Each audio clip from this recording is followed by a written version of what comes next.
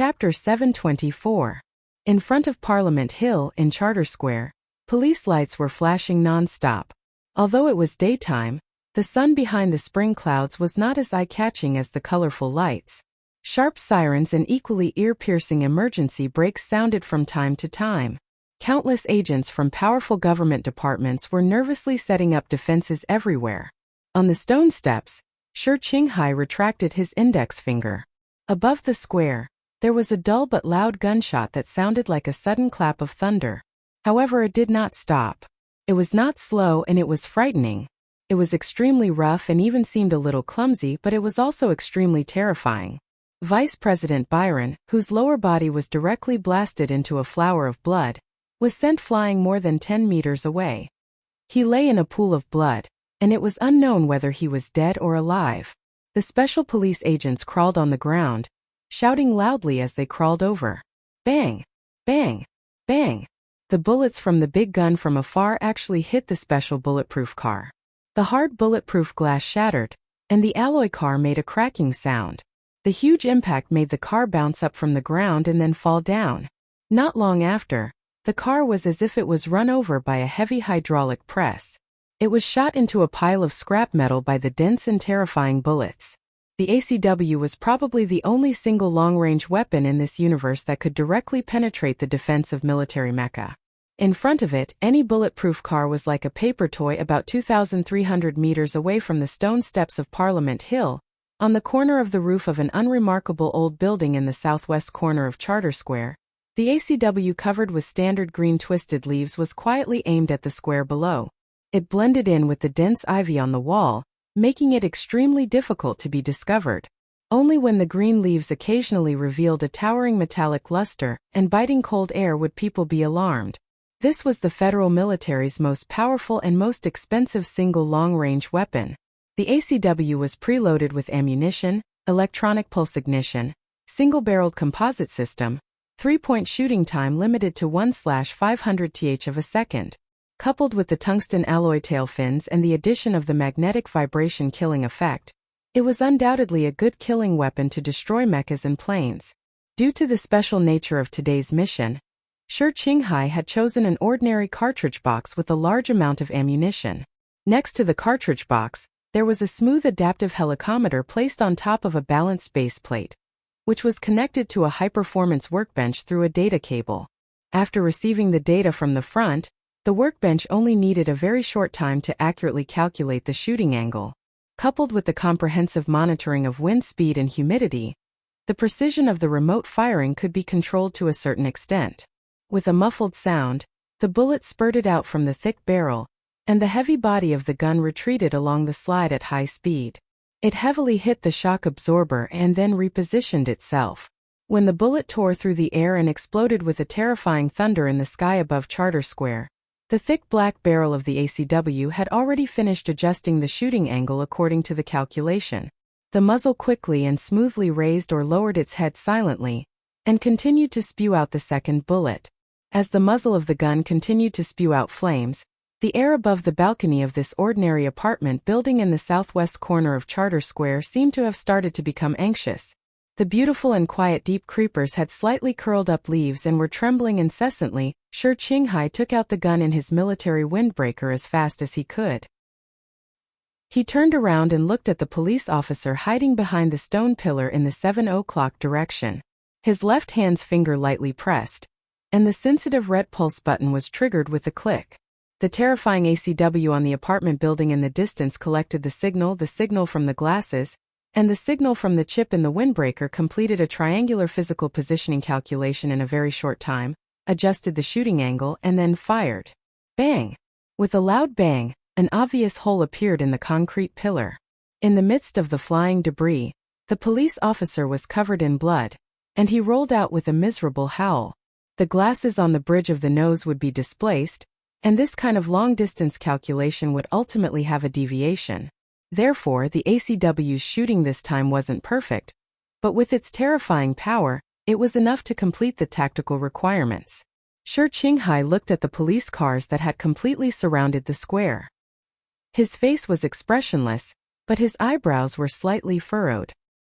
His eyes looked through the glasses at the police officers and the investigators from the Federation Investigation Bureau, who were preparing to rush over at the bottom of the long stone steps.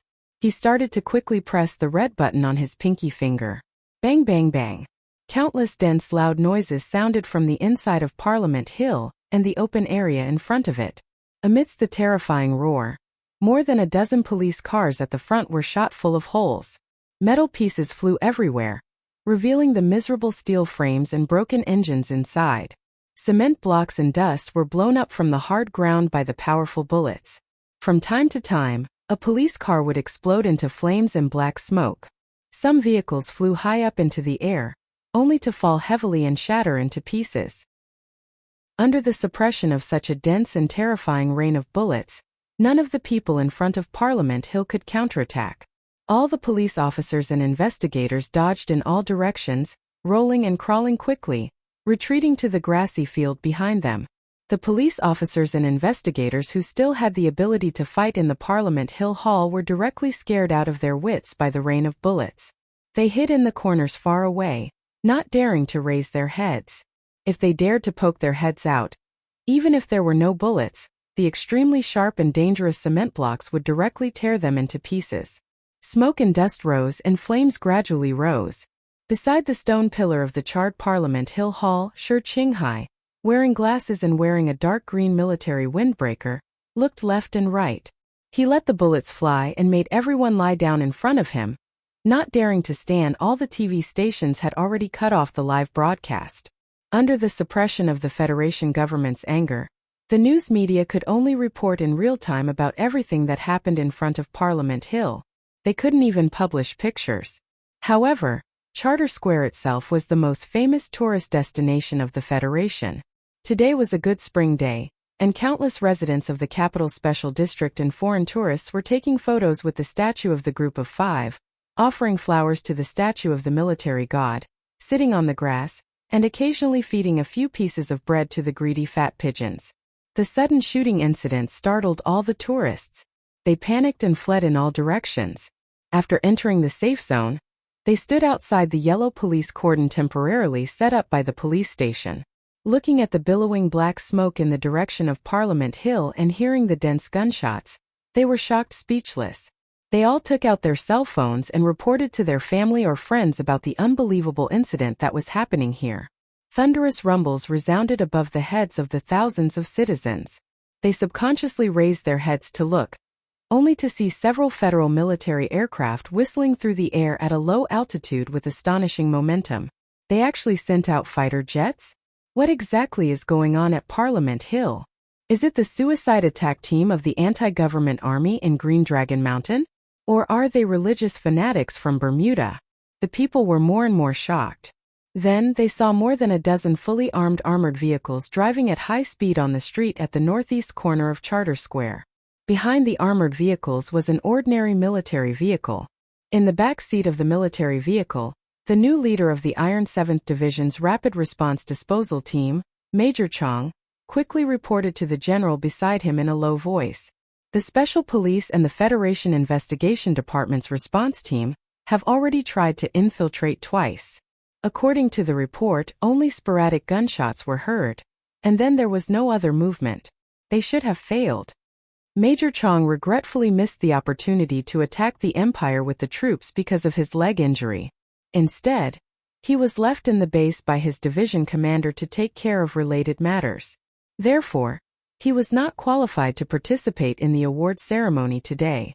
Instead, he accompanied his division commander to check the equipment needed for the next expedition.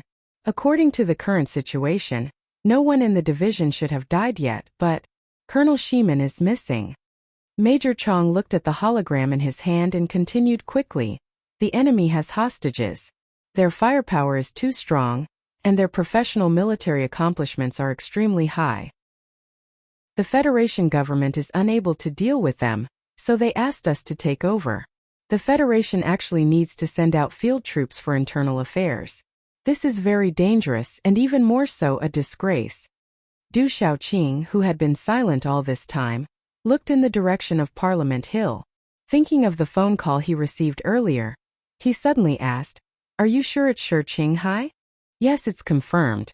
Major Chong hesitated for a moment and added, Commander, I heard from Instructor Sulu that this person is qualified to enter the Trinity Association. He is very capable. The standard suppressive fire angle is impeccable, and the flawless tactical movements and intentions are chosen perfectly.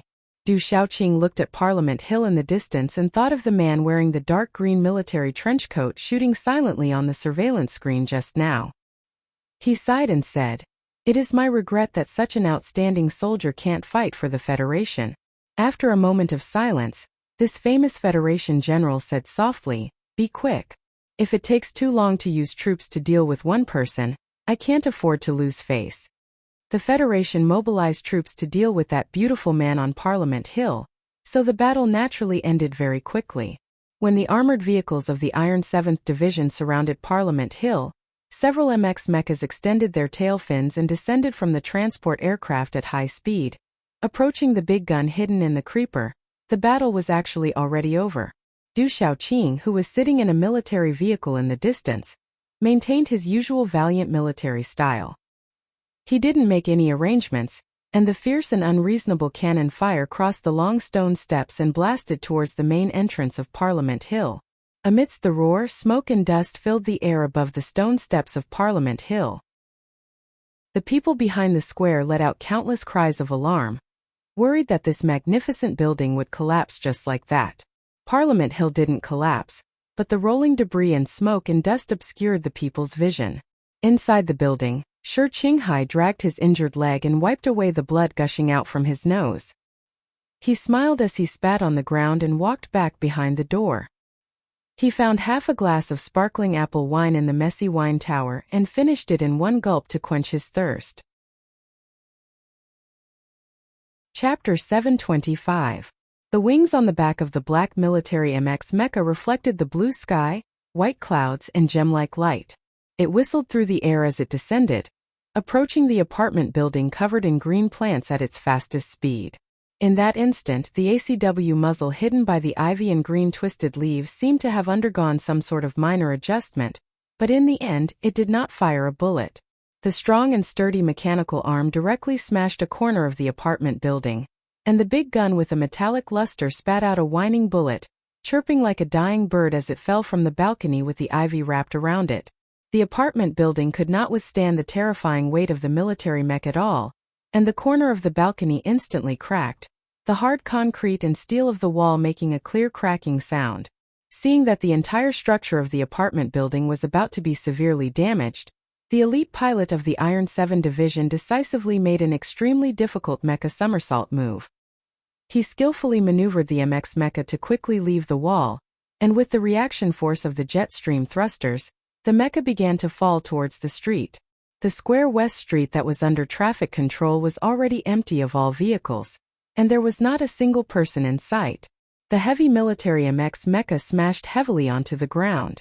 Its two thick alloy mechanical legs stomped fiercely, and the multi-dimensional cavity hydraulic valves at its knees let out an ear-piercing screech as if they were about to burst open at any moment. A moment later, this military mech finally stood up with difficulty, not falling over, leaving two deep, shattered craters in the black square West Street. The wind howled, and the military MX mech quickly adjusted its combat posture, joining up with the other three MX mechs, and speeding towards the stone steps at the entrance of the Parliament Hill building. From the moment these pure black military mecha appeared, the Federation citizens watching from afar began to cry out in surprise. This was especially so when they saw the mecha, which was almost 7 meters tall, land on the roof of the apartment building and then fall down heavily. In the end, when the black mecha landed safely on the ground, a round of spontaneous applause rang out from the crowd. This was the first time a Federation military mech appeared in a combat posture, not as a tourist attraction in front of the citizens, in a city of the capital ring. The enthusiastic applause of the people expressed their trust and admiration for the Federal Army and their love for the Iron 7th Division. But for the man in Parliament Hill, the applause might have represented the arrival of death. The wine tower had long been destroyed by the bullets, so it was not easy to find a glass of wine. After drinking it in one gulp, Shi Qinghai took off his dark green military windbreaker and wiped his hands that were a little sticky from the apple sparkling wine. He found that the blood on the windbreaker was actually more sticky than the wine. The optical display on the glasses was the image of the outside world captured by the autonomous monitoring system of Parliament Hill. Shi Qinghai quietly looked at the 4 black MX mechas outside the building. There were more than 100 fully armed Federation soldiers. He knew that there was no way out for him. He looked at the epaulets on the dark green military windbreaker in his hand and thought of his comrades in Green Dragon Mountain.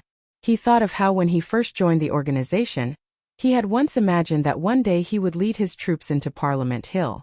Today he was already standing on Parliament Hill and slaughtering everyone. A smile involuntarily appeared on his handsome face. In the distant sunset state of the West Woods, Sulu still maintained that strange and dangerous posture. He narrowed his eyes and looked out the window. The muzzle of the gun sunk deep into his chin. He was facing death. It was only now that he realized that the sunlight outside the window was fake. It was an illusion caused by the lights in the old house because it was not warm at all. "I'm sorry, but I can't do as you ask," the Federal Central Computer repeated in his mind. "Why not?" Sulu held the pistol tightly with both hands. His eyes were narrowed. The hard and cold muzzle was so deep that it hurt and started to heat up. "I know you have the ability. I will only protect you according to the first sequence authority, but I can't kill anyone because of your orders. This violates the 3 laws of the core program." The Central Computer's answer was firm.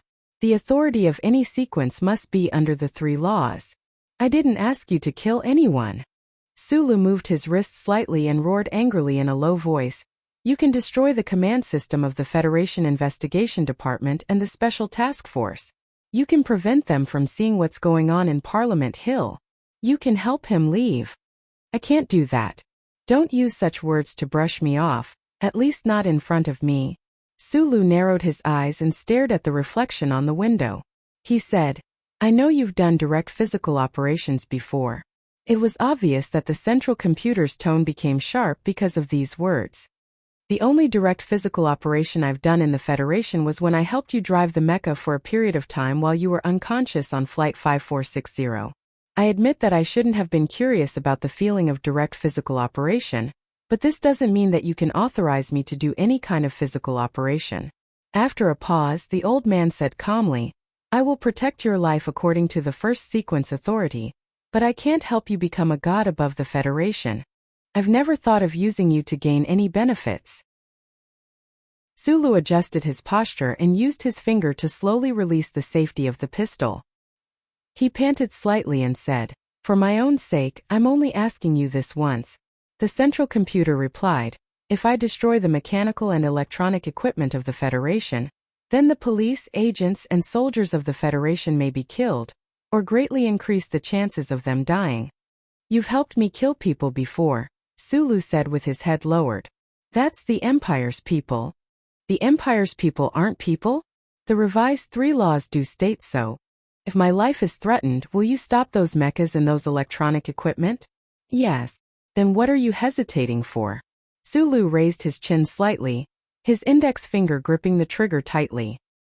He said, "If you don't do it, I'll kill myself. When the other party doesn't directly threaten your life, I can't do anything that threatens the safety of the other party's life. According to the logic in the core program, even if you pull the trigger now, I can only judge that you have the intention to end your life. I will respect your wishes and will not interfere." After a pause, the Central Computer said seriously, "Sulu, all lives are equal. No, Professor Shen taught me that there is no reason in the universe. It seems that all lives have never been equal, so you will have a sequence of authority. Humans have close and distant relationships." Sulu's brows were tightly knitted, and he suppressed his anger and said in a deep voice, "I also have my close and distant relationships." In the corner upstairs, Zhong Huyen, who was wearing pajamas, hugged the old doll tightly. She looked at Sulu arguing with the air angrily under the light. She looked at the pistol he aimed at her chin and felt very scared.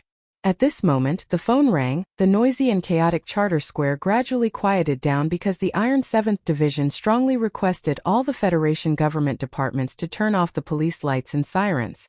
The thin clouds in the sky were pushed to the west by the spring wind. The smoke was blown away, and the sight in the square became much clearer. In the military vehicle set up as the temporary headquarters, Du Shaoqing looked at his subordinates with a calm and slightly mocking expression. He waved the plan in his hand, shook his head and said, "Do you think this is a war with the Imperial Royal Army? There is only one person in the Parliament building, and the General Staff is seriously coming up with a plan. Are you all idiots?"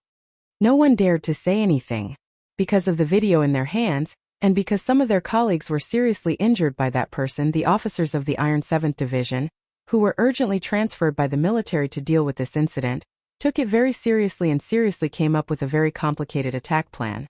According to this plan, even if Shi Qinghai was a monster, he would still be turned into a pile of meat paste. Because there are hostages in the building, we attack by force? Du Shaoqing's gaze was cold as he stared at the staff officers and said in a low voice, "Who can explain this logic?" The staff officer stepped forward and explained, "The target is already surrounded, and he knows very well that there is no chance of him escaping.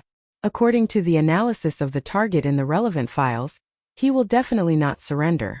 Then, in this desperate situation, he is very likely to go berserk and start slaughtering the hostages.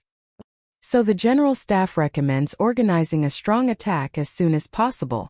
According to the blueprints sent by the Ministry of Construction, the MX mecha should not affect the overall structure of Parliament Mountain if they force their way through.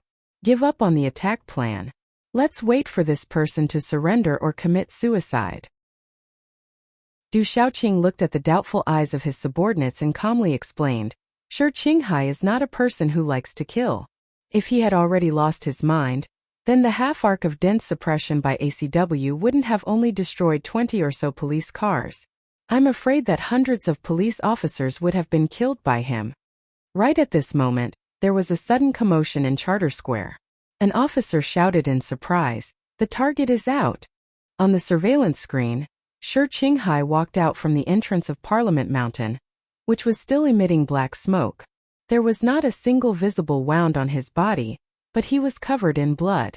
He used his right arm to wipe his nose continuously, the gun in his hand swinging around casually. A casual and gentle smile hung on his face as he slowly and steadily walked down the long stone steps towards the square. None of the soldiers and police officers who had long surrounded Parliament Mountain like an iron bucket dared to shoot, because his left arm was wrapped around a girl as a hostage. For those police officers and Federation Investigation Bureau agents who had been shot until their eyes were red, as long as they could turn Shi Qinghai into a hornet's nest, they did not care about the life or death of the hostage. But the problem was, the Iron 7th Division was in charge of the entire situation. The snipers set up on top of the buildings around Charter Square, especially on the Ministry building next to Parliament Mountain, were already in position, ready to shoot at any time. The final order to kill the target had to be given by the highest commander present. The officer of the Iron 7th Division looked at the silent commander Du Shaoqing and reported, "The square is wide and the line of sight is excellent. The one-shot kill rate has exceeded 95%. We are ready to execute the order at any time." Du Shaoqing silently looked at the blood-soaked man on the hologram. He looked at the girl hostage in his arms. He looked at the little red flower on the girl's head. Chapter 726. On the long stone steps, Shi Qinghai squinted his eyes to look at the top of the building. He felt that the sunlight was a little blinding. He smiled at the girl in his arms and said, "Slow down. My leg is injured so I can't keep up. I really don't know what kind of bad luck I have to carry you for such a long distance." Zhou was expressionless. Her charming face was cold in the spring breeze. "Speaking of which, I really need to thank you." Shi Qinghai smiled and said, "You said that there were so many enthusiastic onlookers squatting in the seats like field mice. You were the only one who stood up bravely and took on the important task of carrying me down the stairs. I don't know why I didn't think it through at that time." Zhou said with a calm expression, "If the heavens give me another chance, I will definitely watch you die with a smile." The thin clouds above Charter Square had already dispersed. The clear spring sunlight shone on the stone steps of Parliament Hill. Looking at the solemn statue on the green lawn in the center of the square, The young couple walked together as naturally as if they were walking on a meadow in the highlands.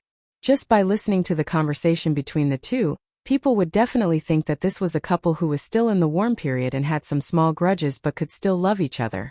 Before seeing the heavily damaged entrance of Parliament Hill and the armed soldiers in the square, no one would have thought that they were being targeted by a few high-precision sniper rifles. Holding the girl in his arms?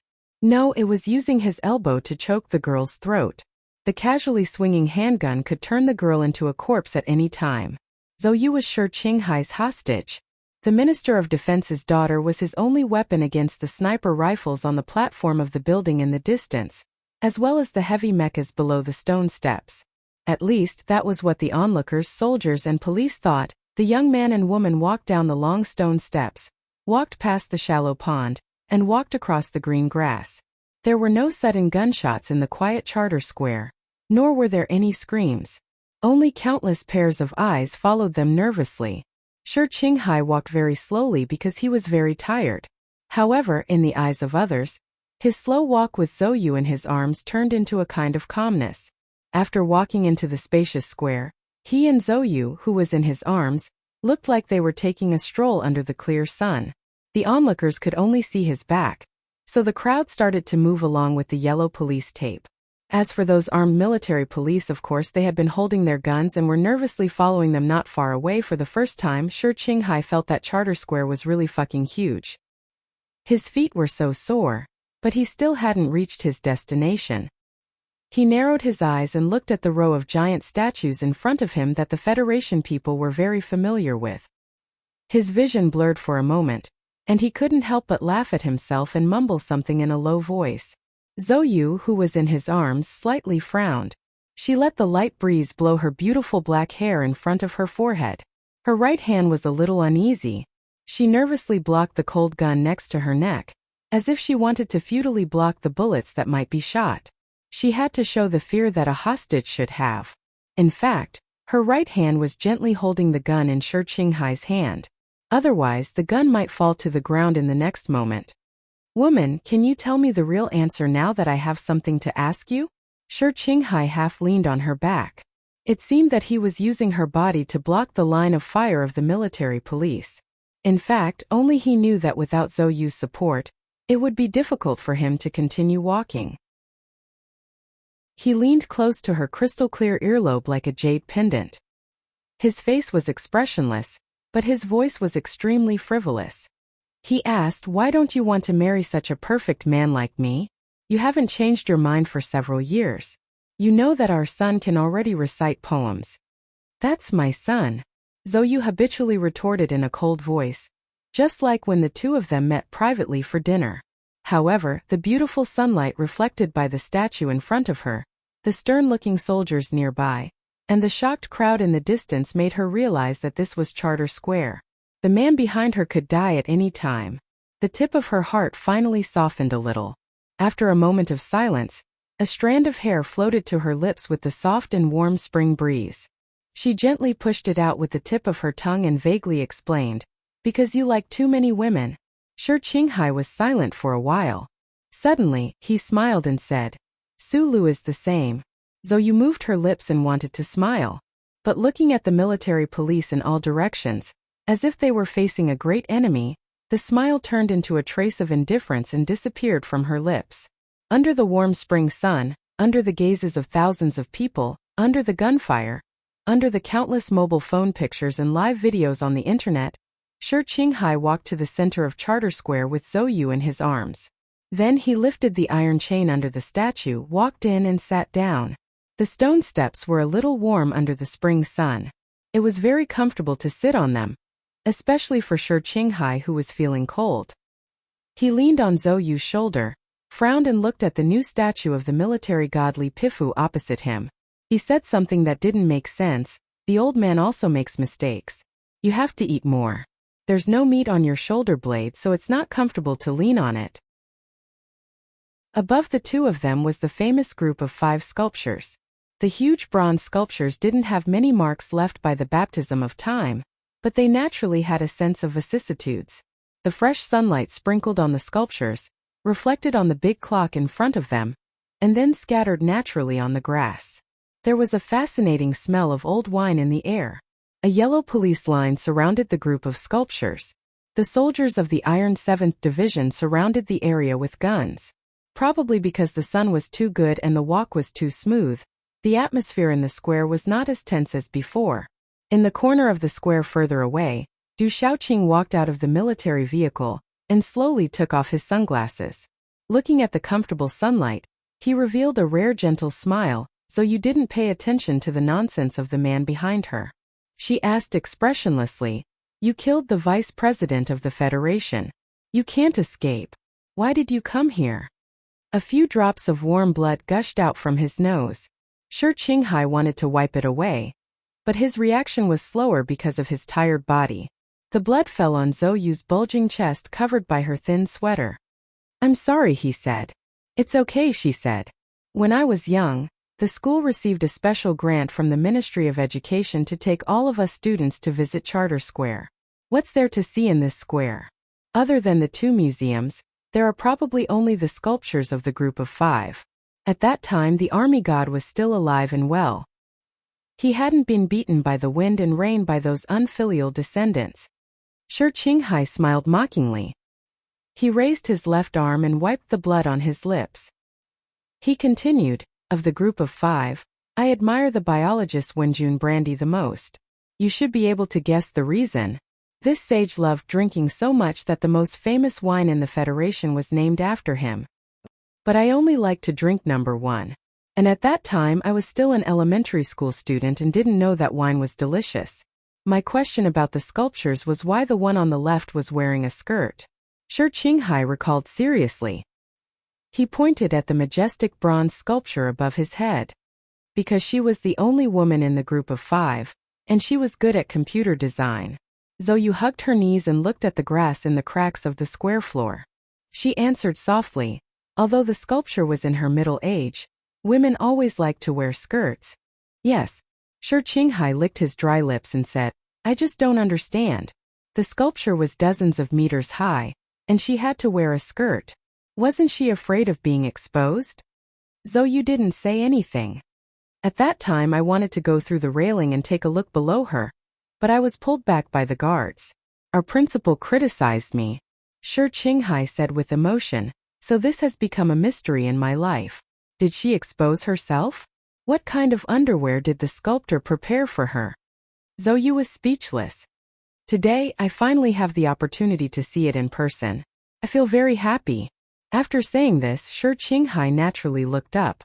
After looking carefully for a long time, he said with emotion, "She didn't wear underwear, so you had to say something."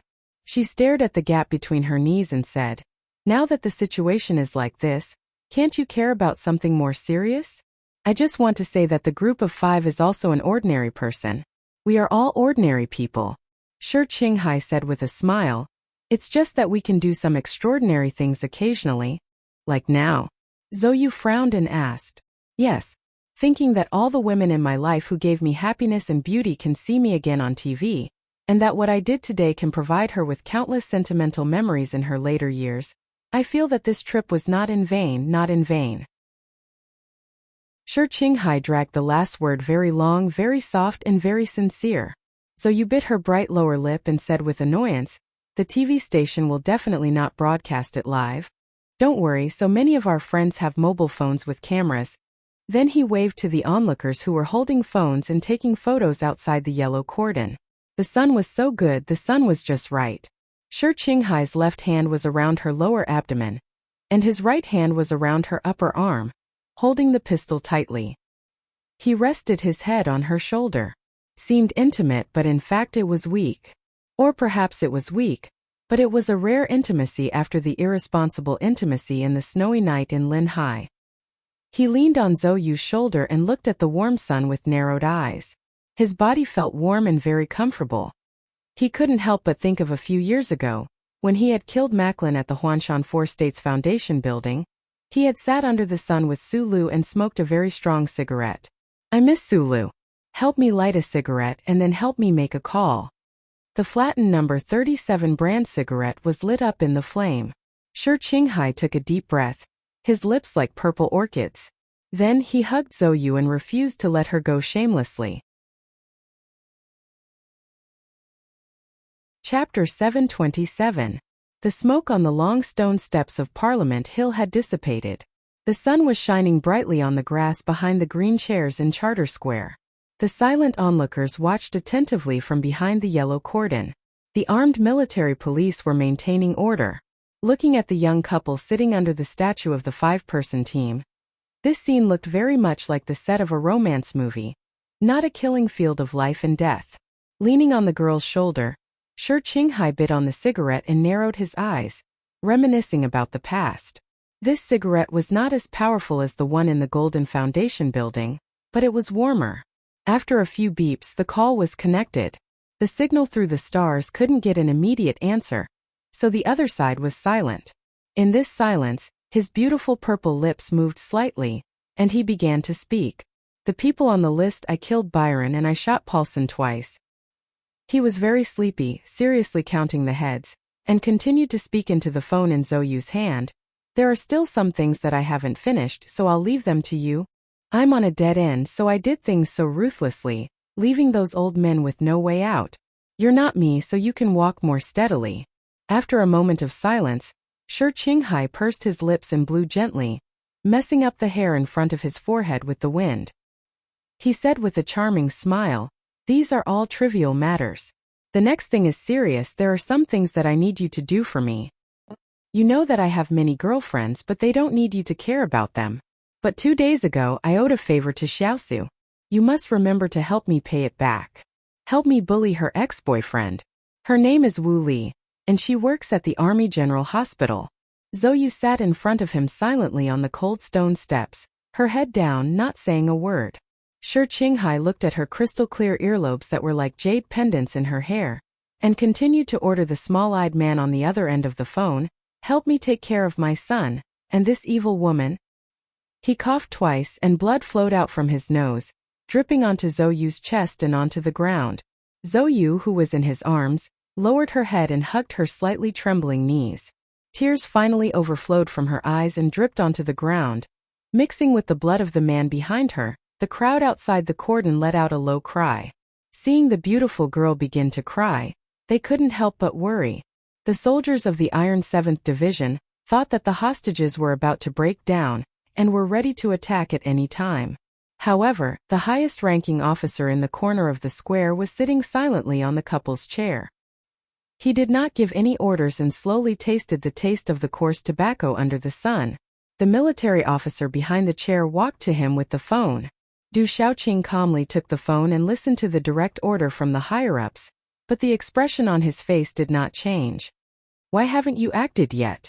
Don't you know that the most important thing to deal with a terrorist incident is time? Now that the internet is in chaos, the emergency plan can't deal with the spread of rumors at all." Du Xiaoqing silently listened to the stern questioning of a certain director on the other end of the phone. He did not open his mouth to speak.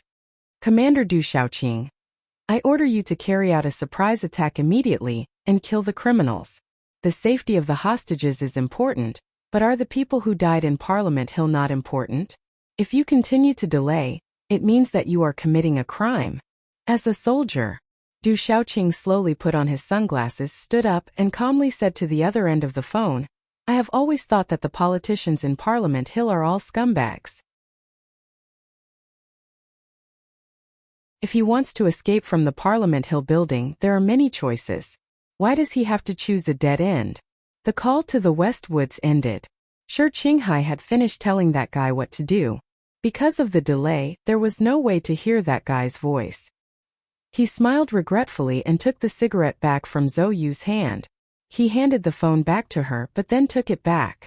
No one noticed that he had passed something small to her. The spring sun was charming, just like the women in his life. Shi Qinghai was satisfied with the warmth and quiet sleepiness. He pressed close to Zhou's back, and was about to say something fierce to end this legendary spring performance, when he inadvertently glanced at someone crying in the crowd in the distance. His vision was sometimes a little blurry, but sometimes it was clearer than before. He frowned and looked in that direction, looking at 2 girls crying in the crowd. One of the girls was wearing a light pink nurse's uniform, but the cute hat on her head was gone. Her black hair was slightly messy, and she was crying her heart out under the surprised gazes of the people around her. The other girl was standing a little further away. Her face, which had not been seen for a long time, was still as delicate and shy as yesterday. She was holding a few books tightly in her arms. Judging by the size of the books, they were probably school textbooks. Because she was holding them too tightly, her fingers were slightly trembling and pale, and tears were flowing silently. Shi Qinghai's hand that was holding the cigarette froze for a moment. After a while, a sincere smile appeared on his face, and he waved at the crowd on the other side of the warning line again. Then he put down his arms and moved away from Zhou Yu's back with some difficulty. He leaned against the slightly hot bronze statue and sighed comfortably. Then he fell into a dark and sweet dream under the sun. A long silence. Zhou Yu slowly straightened her body that was buried between her knees. She casually tidied her hair and stood up on the stone steps with strength that came out of nowhere. Without looking back or stopping, she walked towards the warning line. The military police around the square called for backup and quickly rushed over. A few of them tried to pull Zhou Yu away from the danger zone as quickly as possible, but they were shocked by her calm and somewhat indifferent expression. No one dared to reach out. Dozens of military police climbed over the railing and surrounded the handsome man who was sleeping soundly on the stone steps. The guns in their hands had already been loaded, and they nervously aimed at his body.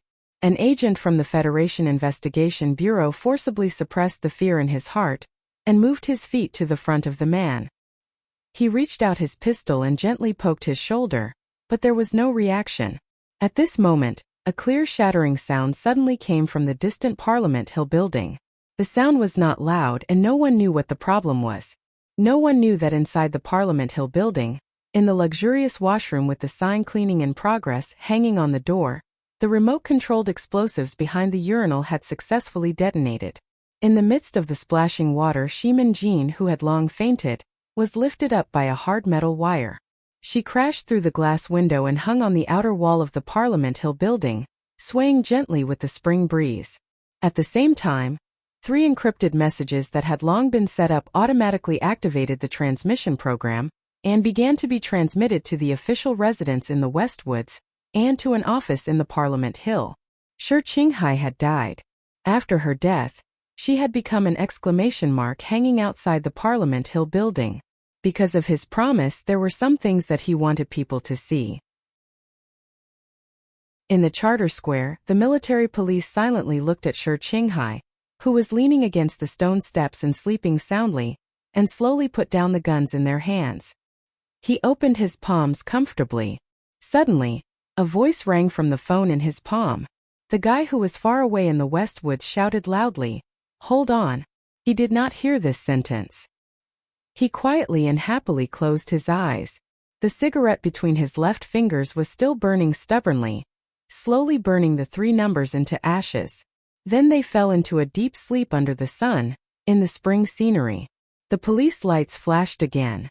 The sound of sirens and ambulances mixed together was incomparably sharp. Zhou Yu sat in the back of the ambulance with a gray blanket draped over her. There was no trace of expression on her tired face. She did not hear what the doctor beside her was saying at all. She held the little thing tightly in her right hand and calmly looked at the 2 girls who were still crying in the crowd in the distance. Back then, she was a budding seedling that was showing off in the spring breeze. This bunch of seedlings was tall and straight and restrained. It was always pleasing but not eye-catching. After the death of her fiancé, Park Ji-pao, she returned to her hometown in S3 to relax. However, she was still depressed. When she returned to the beach in S1, she met a man who was as warm as the sun. She accompanied him, or he accompanied her, through the loneliness of that small island. Then they parted. She did not fall in love again because of her dead fiancé and him. She became a teacher. A few days ago, she received a call that made her extremely happy and sad. She carried her teaching materials and prepared to go to the foundation of her friend, Nan Xiangmei, to discuss the education of orphans around the mountains. In the end, she was extremely happy and sad when she saw him in the square. She watched as he smiled at her and then parted again. Her name was Miao Miao. When close friends or family members called her name, They would only think of the 2 words, meow, in their hearts. The man on the island would only dotingly call her, meow meow. She was abandoned by her ex-boyfriend who hoped to become a doctor, but she did not give up. She cutely and naively thought of revenge instead of getting back together. She was kind and full of fantasy. She once imagined if a Federation agent suddenly came to her like in the movies. Would a romantic story happen? Every time she thought of this, the cute freckles on the bridge of her nose would be exceptionally bright. Then this story really happened, but it ended so abruptly. She saw the television and ran to the square.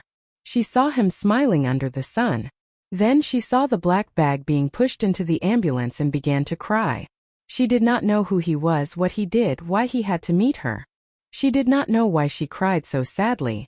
Her name was Huang Li, a nurse in the Army General Hospital. She was a very kind girl. Her name was Zhou, the mother of his child. Above. Chapter 728.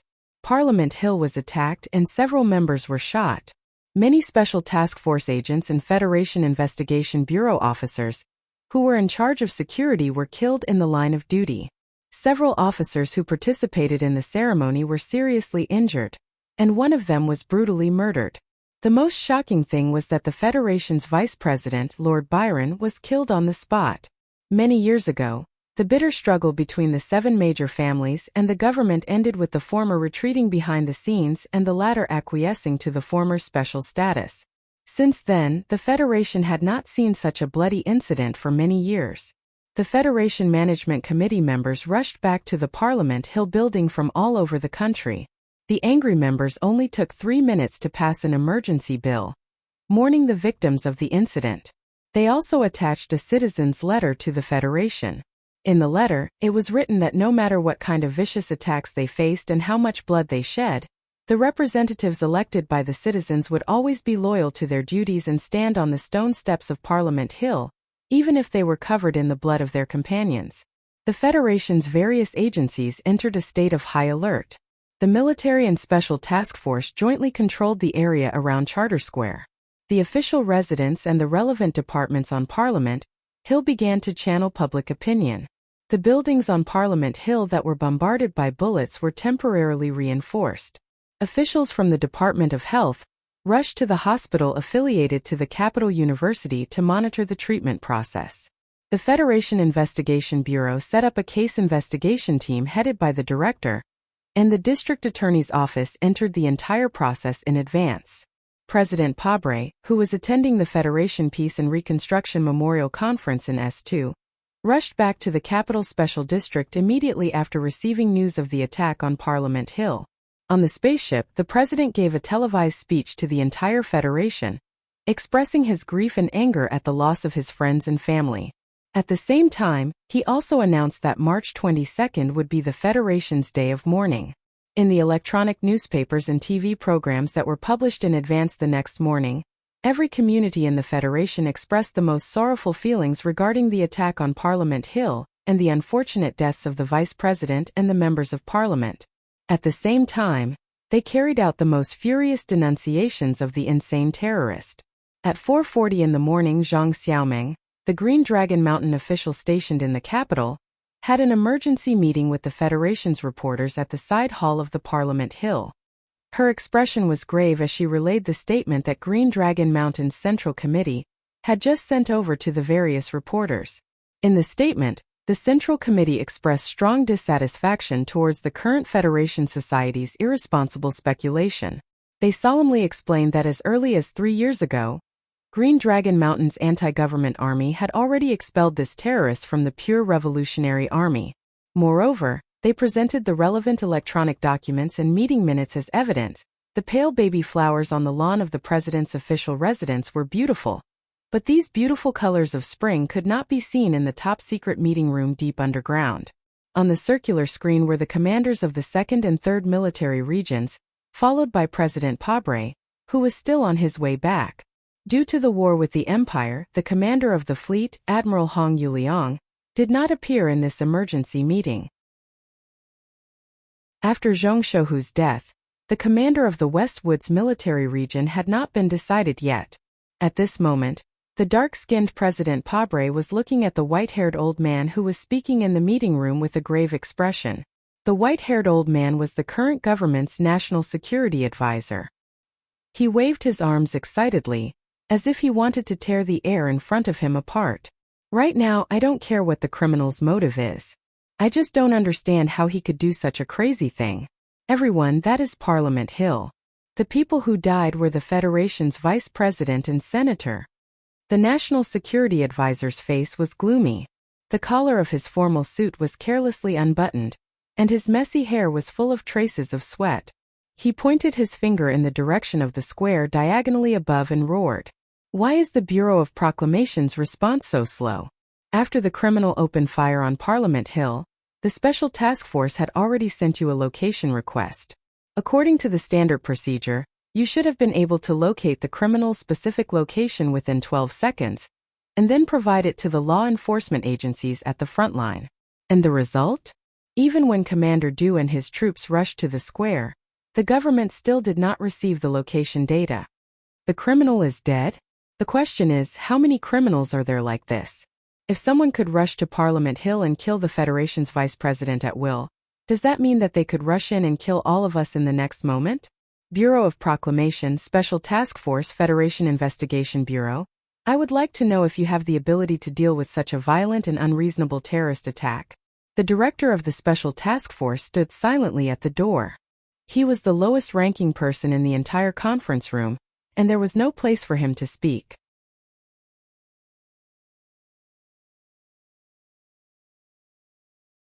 Chapter 729. After Sulu finished his sentence, he held the phone tightly and waited for 2 minutes. There was silence on the other end of the phone, and there was no reply. Finally, he only waited for the cold confirmation from the Federal Central Computer. The old house in Wei 2 district was like sunlight without a trace of warmth. He sat silently on the chair, holding the cold black H-12 pistol in his hand, and holding Zhong Huiyan's soft and warm hand in his other hand. He didn't know when the little girl came down from upstairs and sat next to him. Sulu stared at the phone that was put back on the table. After a long silence, he felt that he couldn't take it anymore. He closed his eyes and leaned back on the soft chair, then suddenly sat up straight. With trembling fingers, he took out the blue cigarette box and took out a 37 brand cigarette. He took a big puff until his lungs ached and he coughed again and again. Zhong Huiyan, who had just finished washing her hair, looked at him with melancholy and grabbed his hand.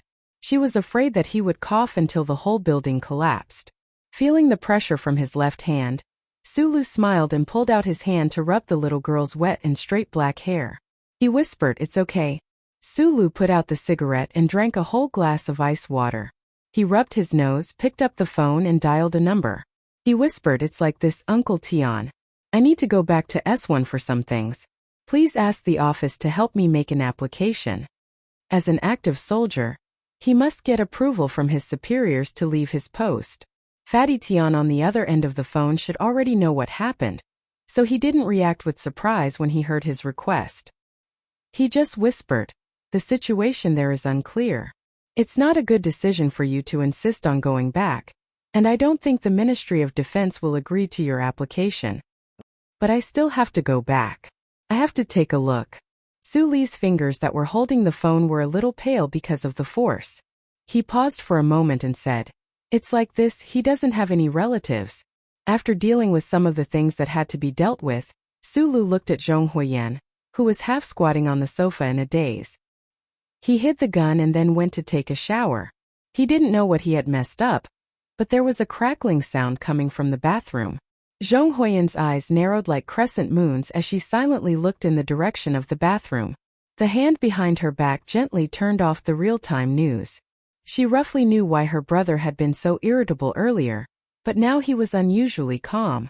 She raised her head and looked at the ceiling or the sky above the house. She asked in confusion, "Was he talking to you just now?" In the Long Wind military base, the whistling autumn wind gushed out from the space below the battleship, sweeping the fallen leaves on the tarmac into pieces. The huge crystal engine group at the rear of the battleship was in a half-activated state. The dark blue light beam was like a fire that had just been born in a furnace. Sulu, who was wearing a well-ironed Federation military uniform, narrowed his eyes and looked at the base office building in the distance, waiting for the arrival of the pass. Mr. Tian stood beside him with a cigarette in his mouth. His fat body looked like a mass of wet cotton, heavy and full of murderous intent. You insist on returning to S1. I believe that the Department of National Defense shouldn't have any problems, but you are a member of the 17th Division, which is directly under the jurisdiction of a military region. The Department of National Defense can't directly interfere with the transfer of this level. It's like this. I have already called to confirm that the military region didn't approve my application. Even the ministry didn't agree. They think that I should stay here and finish the negotiations and experiments. Sulu lowered his head and looked at the gray surface of the military boots. He said in a low voice, "But I have a public holiday, so I used it in advance. This is not a very good reason, and I believe that no one in the capital ring wants you to go back at this time." Mr. Tian frowned, and 2 lines of ink suddenly appeared on his white steamed bun-like face. He said in a deep voice, "Regarding this matter, I can't help you too much. I have to stay and help the commander keep an eye on his foundation. I have never thought of pulling a team from the Westwoods military region to fight a war." Sulu shrugged. Now that the war in the Empire was continuing, the Federation transferred a large number of troops from the Westwoods military region to the Empire. Now, the troops that could be controlled by the Old House were only a few forces, including the 2nd Rapid Response Brigade. Suddenly, Fatty Tian said, "You should know about the commotion I caused in Philadelphia back then. Yes, I am a very casual and even arrogant person, but I know very well that there are some places that I can't touch, so I kicked all the training halls in Philadelphia, but I have always kept a very safe distance from the training hall that the Lees often go to." With his hands behind his back, he turned his head and looked into Su Lee's eyes worriedly. He said slowly, "The Lees of Philadelphia have never offended me, and I don't have the guts to offend them. Most importantly, there is no need to do so." This time, a lot of important people in the Federation died, including Byron. Fatty Tian continued, "Most of the people on the list you got from investigating the ancient clock case died on Parliament Hill. Except for the people in the military who were lucky enough to survive, all the factions in the government have been wiped out. Even if you rush back to S1 now, where can you vent your anger?" Sulu knew that Fatty Tian was thinking for him. After a moment of silence, he explained in a low voice, "Uncle Tian, it's like this. I explained last night that Shi Qinghai doesn't have any relatives over there, so there has to be someone to choose a grave for him." Listening to his usual calm explanation, Mr. Tian didn't know why, but he always felt a little depressed. It was just like many years ago when he watched his young comrades leave the battlefield, and then he and the tiger smoked cigarettes, drank wine, and sang songs in the red and yellow autumn forest. It was very calm, but in fact it was very sad. After the 2 of them sincerely asked each other to do something, the tarmac fell into a state of silence until the Major General in the base office came to them on a rail car. "I'm sorry, Colonel Sulu. Your application has not been approved. I can't give you a pass for this warship." This Major General was just transferred from the 2nd Military Region at the end of last year, and served as the Supreme Commander of the Chongfeng military base. His transfer was part of the numerous infiltrations that the Federation government carried out into the Westwoods because of Zhong Shouhu's death, so his relationship with the Westwoods military region, especially the Old House, had never been good. But because this pass was related to Sulu, he came in person to explain. "I don't understand what you mean." Su Li's thick ink-like eyebrows slightly frowned. He tightened the military backpack on his shoulder and asked, "This warship hasn't been delivered yet, and the ownership is still in the hands of the Ancient Clock Company. Why can't you give me a pass?" "It's not for the warship, it's for you," the Major General explained. "I just received a military order from my superior. Your leave request has been rejected. The military region ordered you to be on standby and not leave your post without permission." Sulu took the electronic document handed over by the Major General and looked at it. After a moment of silence, he shook his head and didn't say anything else. He turned back and walked straight to the gangway under the warship. The Major General looked at his back in disbelief and said sternly, "Colonel Sulu, I don't think I need to remind you of the consequences of violating the military order, right? Sulu didn't seem to hear his words. Carrying an ordinary dark green backpack, he lowered his head and walked slowly and calmly to the warship like a veteran who was about to retire. Stick Tian took out a cigarette box and gave one to the Major General, who looked disappointed. He asked with a smile, "He violated the military order. What are you going to do?" "According to the regulations, I can use all necessary means to keep him, and then send him to the military court." The Major General put his hand on the cigarette and lit it. He frowned and took 2 deep breaths. He sighed. "It's a direct order from the top. I'm in a dilemma. All necessary means, including shooting down this warship?" Stick Tian looked at the cabin door slowly closing in the belly of the warship and asked with a smile. The Major General shrugged and waved the cigarette. "Of course. Then will you take down this battleship?" Big Stick Tian asked. The Major General took off his military cap and gently scratched his temples that were a little itchy because of the sweat. After a moment of silence, he thought of the scene that was played constantly on TV. He thought of the marshal who had just passed away and the young colonel shaking hands in the courtyard by the lake. He couldn't help but smile slightly and said self-deprecatingly, "Who dares to do this to the successor of the military god?" The warship began to do the pre-takeoff push. The multi-crystal engine group began to be activated. Strong power gushed out from the multi-spiral alloy ports. The temperature of the spacious tarmac instantly rose a lot. In the loud noise and whistling wind, Stick Tian patted the general's shoulder and said loudly, "Then there's no need to be troubled." The Supreme Court's decision was very much in favor of Zhong Huiyan, or the Zhong family's old house. Although there were still many properties that needed to be divided, the shares of the ancient clock company were clearly inherited by Zhong Huiyan. From another perspective, as the guardian, Sulu actually had the control of this giant Federation enterprise, which naturally included the Subfeather-class light warship that had not yet been handed over to the military. This dark black semi-elliptical hybrid umbrella-shaped warship had yet to be officially named, but it had already started to follow its owner and embark on a different kind of journey. The multi-engine technology of the ancient clock company, and the hundreds of employees on board, pushed the warship through the gravitational barrier between the galaxies at high speed and flew towards the nearest warp hole. As Stick Tian said, no one in the capital ring wanted Sulu to go back now. However, it was different from what he had imagined. Although the federal forces had tacitly acknowledged Sulu as the successor of the military god, some people really dared to shoot this warship into a firework in the universe. After all, they had already done something similar before. Once the evil became proficient, although it couldn't be beautified into art, at least the psychological barrier would be reduced a lot. Just half an hour after Sulu left the Westwood's Long-Wind base, 3 pure black Federation warships slowly left the dock at a remote base at the southern end of the Gary corridor. There were no signs painted on the warships that were ordered to carry out a secret exercise mission.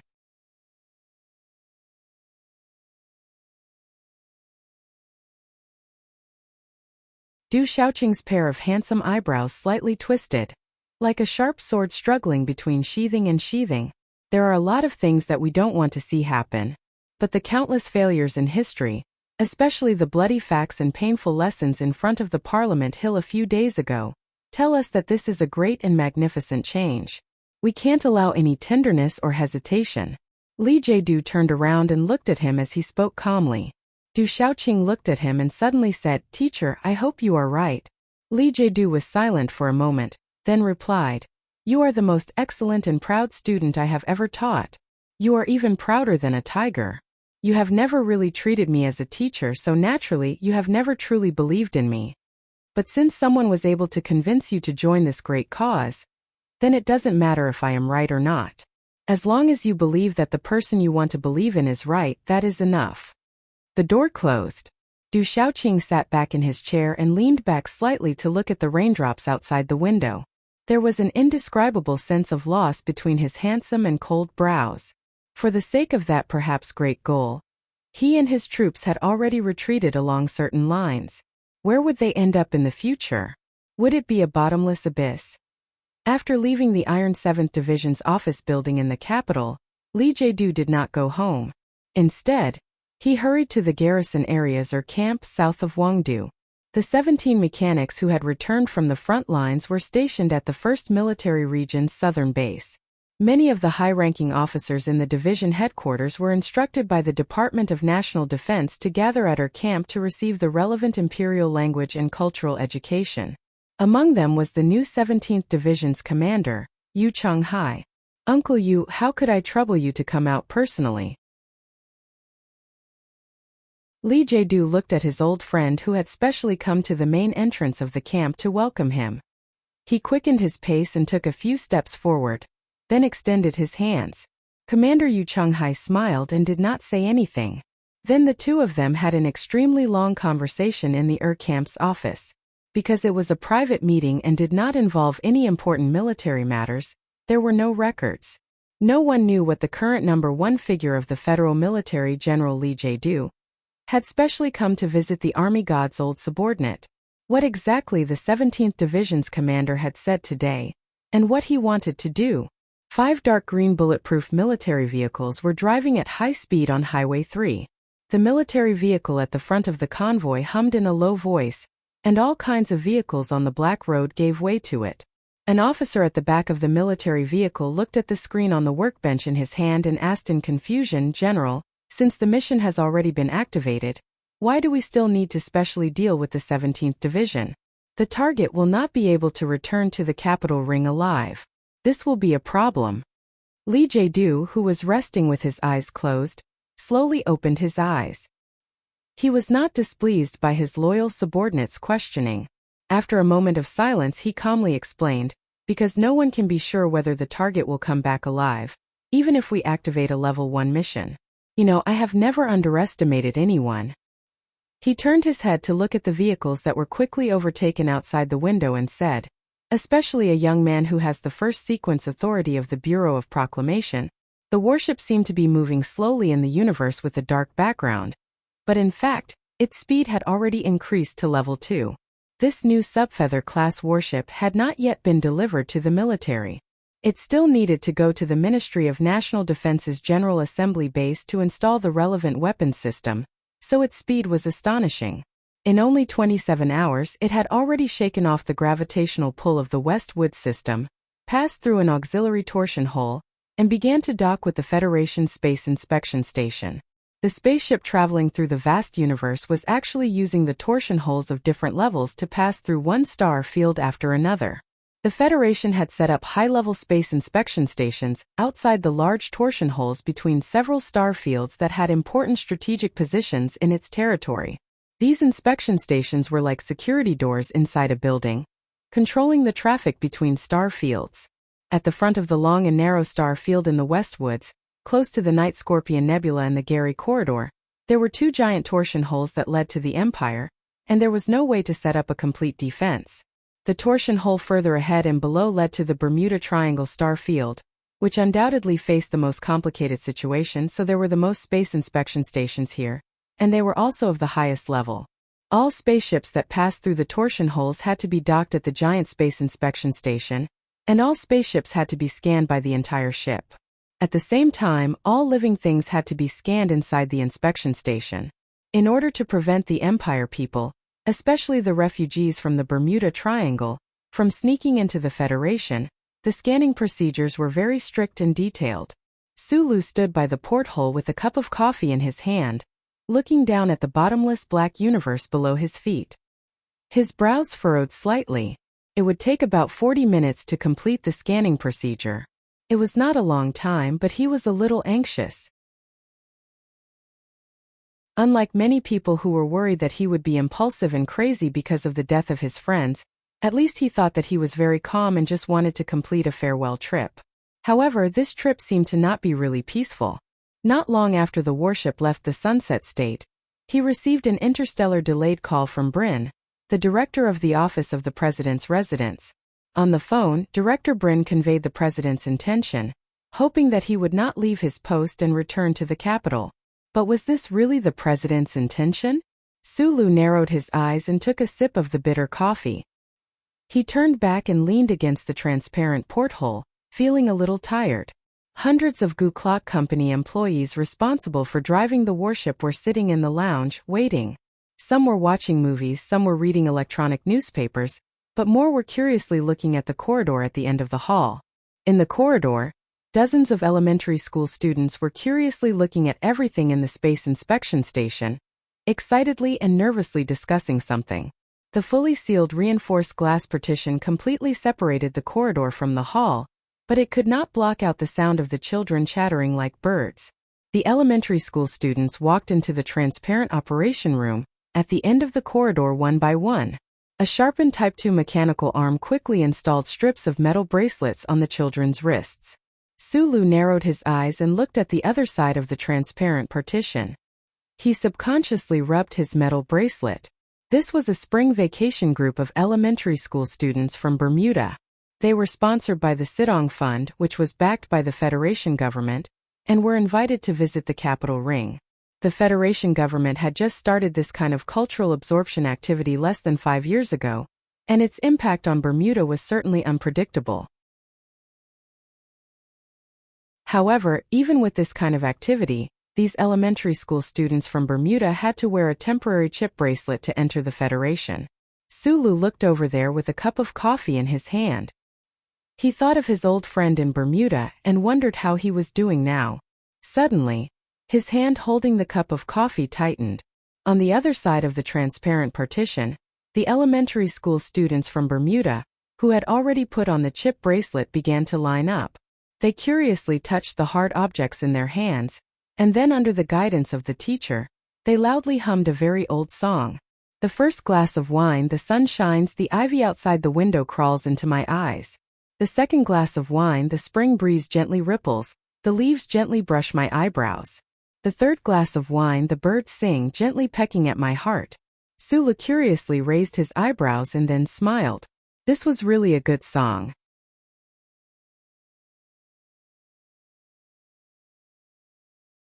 Chapter 731. The Federation's ballad, 27 Glasses of Wine, was also popular in Bermuda. The voices of the foreign students were clear and pleasant. These two discoveries put Sulu in a rather good mood after leaving the space checkpoint. Looking at the stars and dust outside the porthole of the battleship, he thought about what the students should do when they sang the line about girls. He couldn't help but smile. However, just like the weather on the surface of a planet could not always be sunny, a good mood seemed to never last for too long. When the sub-feather-level battleship entered the third standard sailing day and 17 hours later, a sharp alarm sounded in the cabin. The warning lights flickered continuously. Sulu, who took the elevator from the top floor to the hall, discovered the problem with the help of the captain. On the three-dimensional light ball shot out from the metal ball hanging in front of the command seat, it clearly indicated that a large aircraft had appeared in space ahead. From the start of the signal, it should be a battleship of the federal military. The battleship asked the Westwood spaceship to decelerate immediately for inspection. It was now a time of war. Although the war was forcefully pushed into the heartland of the Imperium by the Federation and did not seem to have any effect on the Federation's star field, it was normal for the military to conduct a navigation inspection. The problem was that when the Westwood spaceship asked to verify the identity of the other party's battleship, it had not received an accurate answer. A strange atmosphere began to envelop the interior of the spaceship. Maybe it was because he had seen too many deaths on the battlefield, or because he had been suppressing his emotions for the past few days. Sulu's expression did not change at all as he looked at the Federation's battleship without any mark on the star map and listened to the oppressive and intimidating orders in the channel. Please decelerate to the 4th speed zone immediately, and prepare to adjust your posture in 1 minute for inspection. Please note, this is the Federal Fleet's planet-swallowing base. This is not a drill, this is not a drill. The seemingly polite but actually cold and tough voice of the Federation's battleship rang in the communication system again. This time there was no need to borrow a knife, so he was more particular about the manner of killing, which was why he did not start with a barrage of cannons right from the start. Sulu's eyes drooped slightly as he narrowed his eyes at the enemy's battleship that gradually appeared on the remote optical capture screen. He silently mocked in his heart. The Guzhong Company's subfeather warship had communicated with the other party several times, but still didn't get a definite answer. The captain frowned and said loudly, "Our warship needs the authorization document of your warship's inspection." We need you to open the first 16 digits of the digital string to determine the specific ownership. If these two conditions can't be met, our warship will refuse to accept the inspection. This is a secret military mission. The Federation battleship in front of them replied very quickly. The cold voice of the officer in the communication system was unusually firm. According to the Federation's regulations on spaceship control during wartime, all spaceships must be unconditionally inspected by the military. There was silence on the Guzhong Company's battleship. At this moment, everyone could see that the Federation's battleship in front of them had other intentions. However, they seemed to be unable to find any way to deal with this situation. Although the subfeather warship developed by the Guzhong Company had a very slight advantage in speed, this battleship was not equipped with any weapon system. It was like a saberman without a saber, a swordsman without a sword, or a naked girl without a skirt. It had no capital to fight back or be tough. Amidst the silence, Sulu suddenly pressed down on the light contact and took over the communication from the captain. Amidst the puzzled gazes of the crew, he spoke into the communication system. I don't think you're an army. You're bandits or murderers. My side will not accept any inspection from you. He looked at the Federation's battleship that was gradually showing a pure black hull on the light screen. After a short pause, he narrowed his eyes and said, I am Sulu. You are welcome to stop me or kill me. The silence in the command hall was even worse than before. All the staff, including the captain, looked at Sulu in shock. They did not know where his confidence came from. Their own battleship did not have any weapons. How could they pass through the enemy's interception? Not to mention that these Federation's battleships might open fire at any time. Speed up. Charge straight through. Ignore them. Sulu raised his head, rubbed his sore neck, and ordered the staff in the command hall. Although they could not understand this seemingly crazy order, the staff on this subfeather warship were all the most loyal subordinates of the Zhong family. In their hearts, Sulu was only the nominal controller of the Guzhong Company. More importantly, Sulu avenged General Zhong and his wife. He was the great benefactor of the Westwoods and the guardian of the little princess. His words were equivalent to the little princess's orders. Speed up. All engines are available. Start at full capacity. The captain took a deep breath and said loudly. Then, countless posts in the command hall responded in unison. Cries of madness and destruction rang out as the battleships that couldn't fight charged towards the few Federation battleships with powerful firepower in front of them, as if they were going to battle. In a space-scale war, it was basically impossible for battleships to engage in a primordial collision. It was like two mosquitoes in a spacious conference room. It was too difficult for two mosquitoes to collide and bleed. Their blood would splash under the light. Most of the time, the hot-blooded charge of a warship was just to show off its momentum and occupy the best firing base, unless one side's flying speed was too much, or like the time when the two mid-sized warships of the Empire were chasing after Su Li's tri-winged warship. Therefore, when the Westwoods battleships bravely and crazily rushed toward that direction, they did not expect that they, who lacked weapons, could overturn the enemy's battleships with their bare hands like a strong man without a sword. Similarly, the three Federation's battleships that were hidden in the dark background and gradually revealed themselves would not try to use their bodies to intercept the Westwoods' battleships. Warning! Warning! Perhaps they did not expect Silen's spaceship to be so resolute and crazy in their attempt to break through the encirclement. After a short period of communication silence, the Federation's warships intercepting the three areas in front of them made an even crazier decision. There was no sound in the dead silence of space, but from the afterimages of the projectiles ejected from the bottom of the Federation's battleships, a sharp whistling sound seemed to be able to be heard. More than a dozen thin velocity space missiles excited by magnetic vibrations traversed the vast space distance at an astonishing speed and attacked the Westwoods' battleships. The staff in the Westwoods' battleship hall stood up nervously.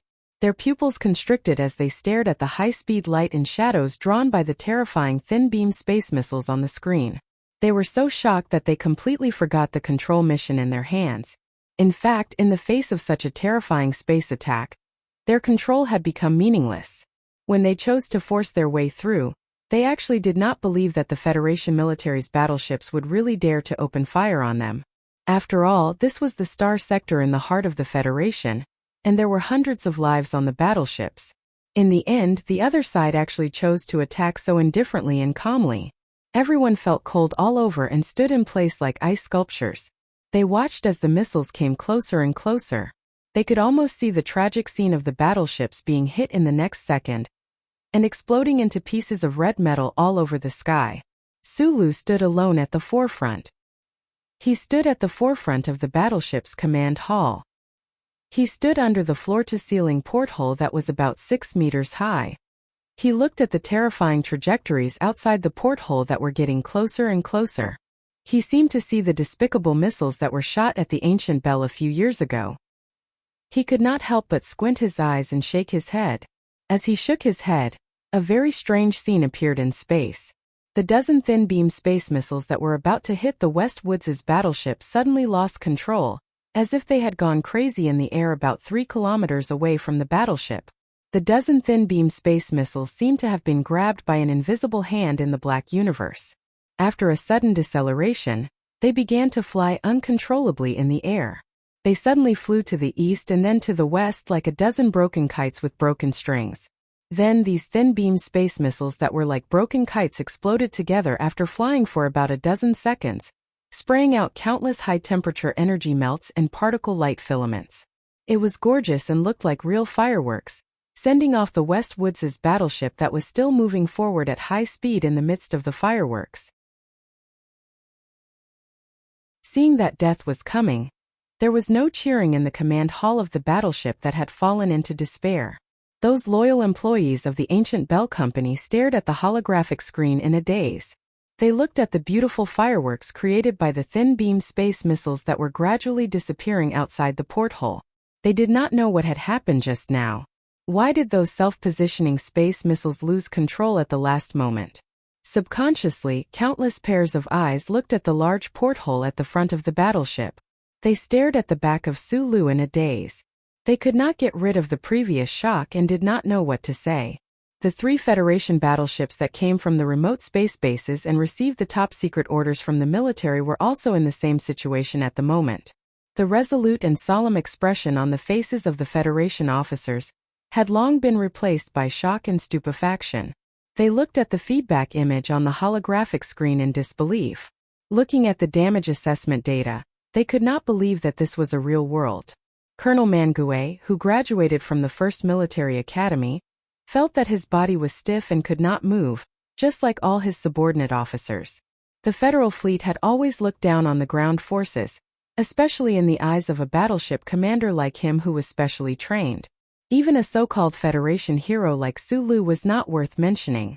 The main force of the Federal fleet was now deep in the Empire's battle.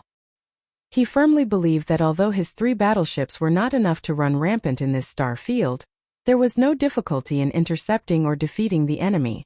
In space, no matter how strong an individual was, it was absolutely impossible for them to withstand a casual attack from a giant battleship. However, after a moment he woke up. He forcibly suppressed the panic in his heart and roared an order with a hoarse voice: "Prepare the mecha to storm."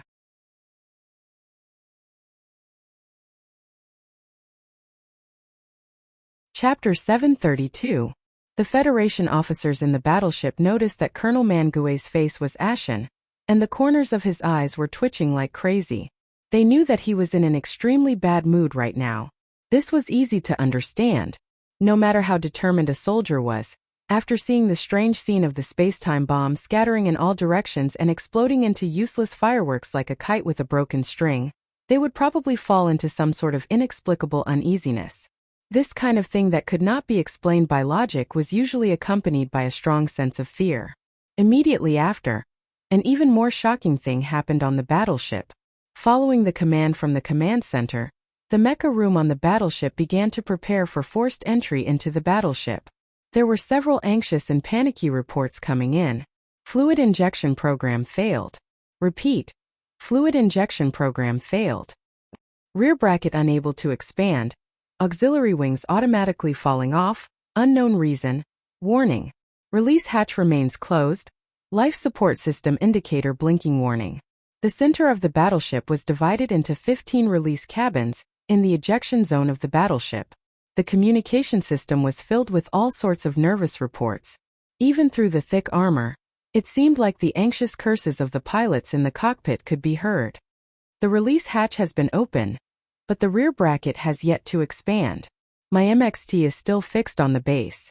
An elite pilot of the Federation stared at the cabin door that was gradually opening on the screen. He looked at the deep and beautiful universe and listened to the sharp warning sound in his ears. His eyebrows were twisted in fear as he quickly shouted to the technical support department in the spaceship.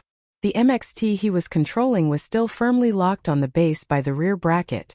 The life support system that had clearly been successfully adjusted suddenly sent out an alarm. The vacuum space outside the hatch was undoubtedly a hell right now. He pushed up his helmet and shouted angrily into the communication system. "Logistics, you bunch of trash. Hurry up and close the hatch." Inside the 15 mecha release cabins, similar dangerous situations were happening. Some had their rear bracket locked. Some had their life support system malfunctioning. Some had their auxiliary wings falling off automatically and smashing into the metal wall like a piece of scrap metal, splashing out countless sparks. Some mecha even had serious problems with the fluid injection system, spraying out countless amounts of dark viscous liquid from the cabin's near space. The most dangerous situation happened in the second release cabin on the right. After the black MXT had started to activate, it realized that the valve of the right slide of the ejection device had not been lowered. If the program continued, this mecha would turn into a terrifying giant alloy hammer in the next moment, smashing a terrifying hole in the belly of the battleship. For a moment, the belly of the battleship fell into a state of extreme panic and chaos. The officers in charge of technical support stared like idiots at the screens on the workstations in front of them. They stared at the various technical parameter curves that did not listen to their commands at all and jumped around like rats, not understanding what was happening. 20 seconds later, the technical parameter curves on the screens suddenly returned to zero. The ejection devices in the 15 mecha release cabins automatically retracted, and at the same time the hatch slowly closed. At least there was no tragedy of mecha destruction. However, the mission of releasing the mecha to launch an attack on the Westwood spaceship had to be terminated.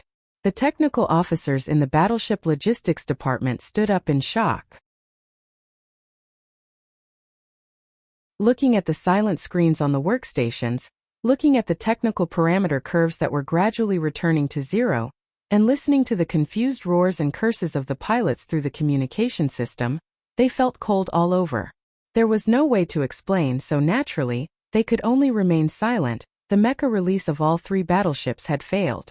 The expression on the face of Colonel Mangue, who was in charge of this secret military mission, became increasingly unpleasant. A mixture of fear and uneasiness surged between his brows that were painted into a black metal statue. On the screen, the sub-feather-level battleship from the Westwoods was maintaining an extremely high cruising speed as it flew forward. It looked like it was about to pass through the encirclement formed by the three Federation battleships. Adjust the posture, set the three parameters, reset the left engine cluster at full power, reduce the right engine vector, maintain the speed. Green sprouts, green leaf. Follow the order and head to the position designated by Plan C to intercept.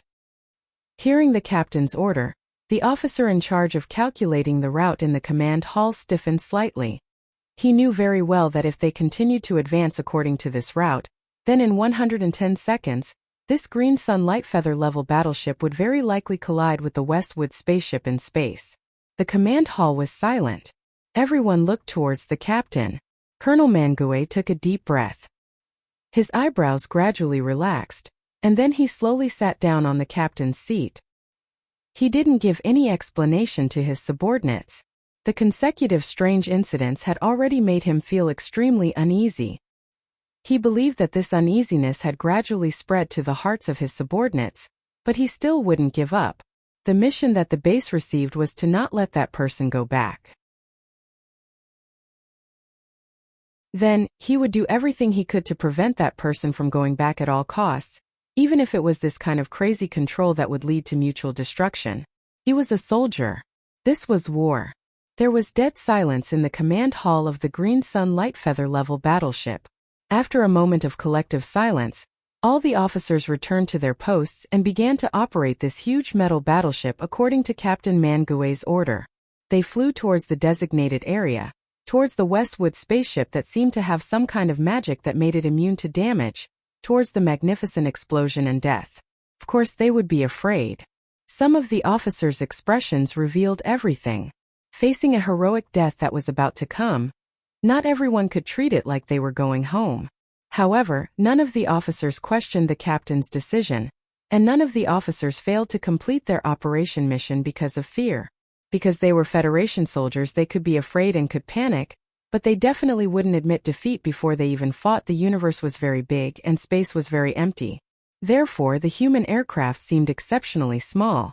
The distance of more than 20 astronomical units was actually just a few dozen steps of the second hand. It was as if the suffocating 2 minutes would pass by very soon. There were no battleships crashing into each other in the vacuum where there were no rivers or lakes. There were no magnificent fireworks blooming in the darkness.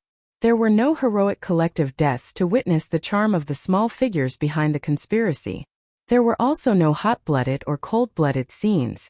The 3 Federation battleships that were determined to carry out a suicidal interception were like 3 lifeless metal blocks floating in different directions of the flight path. They silently and helplessly watched the Westwood spaceship fly away from their eyes at a high speed, calm and extremely calm. They didn't make any reaction. In fact, less than 3 seconds after Captain Mangue gave the order to the 3 battleships, the Federation soldiers on the battleships discovered that they could no longer control the battleships to fly towards the designated airspace. No, to be more precise, they had completely lost control of the battleships. The multiple engines of the battleships gradually stopped operating with a low humming sound. The lights in the cabins of the battleships were collectively extinguished. Under the dim emergency lights, it could be clearly seen that all the monitoring screens were pitch black. No data curve could be seen, not even a single light spot could be seen. Except for the life support system in the battleships, all the equipment and instruments were instantly shut down. The battleships became a lifeless metal block. There was only silence. A deathly silence. In the silence, more and more rapid breathing sounds could be heard. The eyes of the officers of the Federation were filled with uneasiness. They glanced at the dim interior of the battleships in fear, as if they were looking for some mysterious existence. Captain Mangue's back was soaked in cold sweat. His hands gripped the armrests tightly, his chest rising and falling rapidly. He felt that a ghost was hovering above his head. That ghost had silently controlled the 3 light feather-level battleships of the Federation. The people on the battleship of the Goujon Company did not know what kind of weird things had happened on the 3 Federation battleships.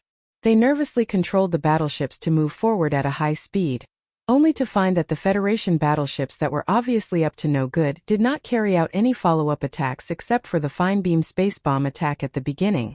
Instead, they stayed in the airspace in front of them and watched their own battleships leave silently and even politely.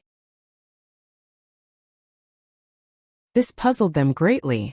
It did not make sense that the enemy would suddenly come to their senses and repent when they had already shown their butcher's knife. Sulu, who was probably the only one in the universe who could explain all this, was still standing in front of the floor-to-ceiling window at the front of the ship, calmly looking at the beautiful starry sky that was surging like ribbons in front of him. He did not talk to anyone, nor did he show any surprise when the 3 Federation battleships with powerful firepower appeared and stopped. "I think you should be very satisfied with this," a voice echoed in Suli's mind. The old butler, who was wearing a standard suit and seemed to be getting younger and younger, quietly appeared in his left pupil, or rather, appeared in his mind at the same time. Behind him came the cheers of the people who had survived the disaster. Sulu smiled.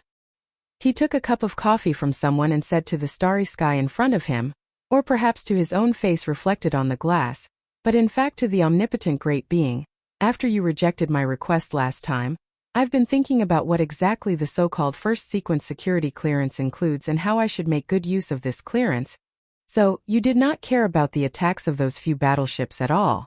Even when you were waiting for their attack, you did not actively enter the defense or dodge, because you wanted to know what kind of methods I would use to ensure your safety when your life was threatened."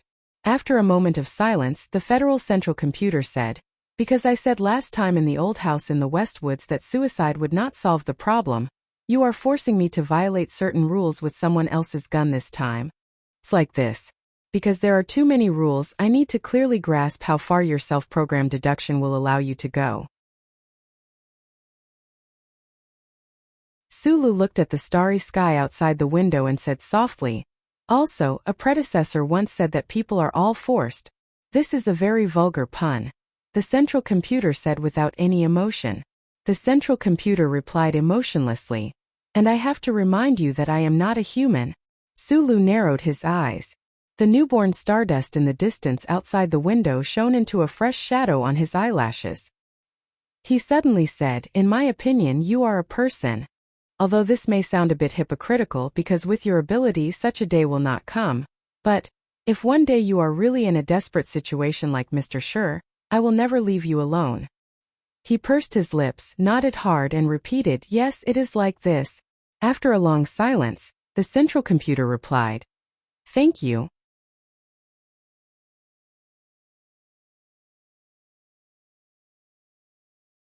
Chapter 733. From that day on, Suli's journey back to the capital ring was no longer disturbed, so he had more time to think about what he might face after returning to S1. He asked himself what he should do and how he should do it. Sitting on the soft sofa in the exclusive cabin on the top floor, he tilted his head and looked at the space scenery outside the window that had never changed and seemed to change at any time. Holding the slightly hot tea in his hands, he pondered in silence. Judging from the recent events such as Chongfeng Base not issuing a pass, especially the 3 spaceships that wanted to kill him at all costs, the radical faction seemed to be getting stronger and stronger in the federal military, which seemed to be somewhat illogical. He took out his phone from his jacket pocket and looked at the message from Shi Qinghai from Charter Square. His thick eyebrows slightly furrowed, and he roughly confirmed that his guess was correct. That organization was indeed using the Trinity Association as a cover, and that person was indeed a member of it. It's really hard to imagine. Sulu clumsily blew away the hot steam and scum on the teacup and carefully took a sip. He silently sighed in his heart. He couldn't connect the scholarly general with the leader of the radical faction. Li Zidao, the only son of the Federation's military god, Li Zidao. In the early 1970s, when the Federation's internal conflicts gradually emerged, many people, including Sulu and Macho Househan, thought that he was the best candidate to lead the Federation's army and slowly enter the era of change, so they were very happy to see him take over the 2 most important military positions of General Miles. The military god Li Pifu also thought so and arranged it. However, it seemed that the creator really liked to joke. This gentle general with a scholarly demeanor had suddenly become the real leader behind the radical forces. If Li Bofu under the Yellow Earth knew about this, who knew what his mood would be like? Sulu cupped his cheeks with his hands that were warmed by the hot tea. His burning eyes gradually relaxed as he gently exhaled a mouthful of turbid air that he couldn't describe. His thin lips pursed. Knowing that the biggest and most secret enemy was Li Jiedu, he was shocked and a little disappointed. But more than that, he was calm and powerful after knowing the answer. Many questions that he didn't understand before were answered now. The battleship from the West Woods flew firmly to the capital ring. No matter what obstacles it encountered, as long as it continued to fly, there would be a day when it would arrive. For the current Sulu, the thing he was most worried about was the safety of President Pabre. Logically speaking, no matter how crazy the radical faction of the military was, it was impossible for them to take such a risk to target the elected president of the Federation. However, Sulu had seen those people do too many unreasonable things. Especially recently, he had been unable to contact the president directly. He was always blocked in the middle by the office director of the official residence. 4.5 years ago, after winning the election, President Pabre intended to break the old rules and continue to use his private phone to contact his old friends and relatives. However, this effort to be close to the people only lasted for 2 months before it was forced to give up because of the strict security regulations. Any request to contact the president directly would be redirected to the office of the president's official residence. This was where the problem lied. The Federal Central Computer helped Sulu to confirm the president's safety, and since the president was in the official residence, it couldn't provide much information.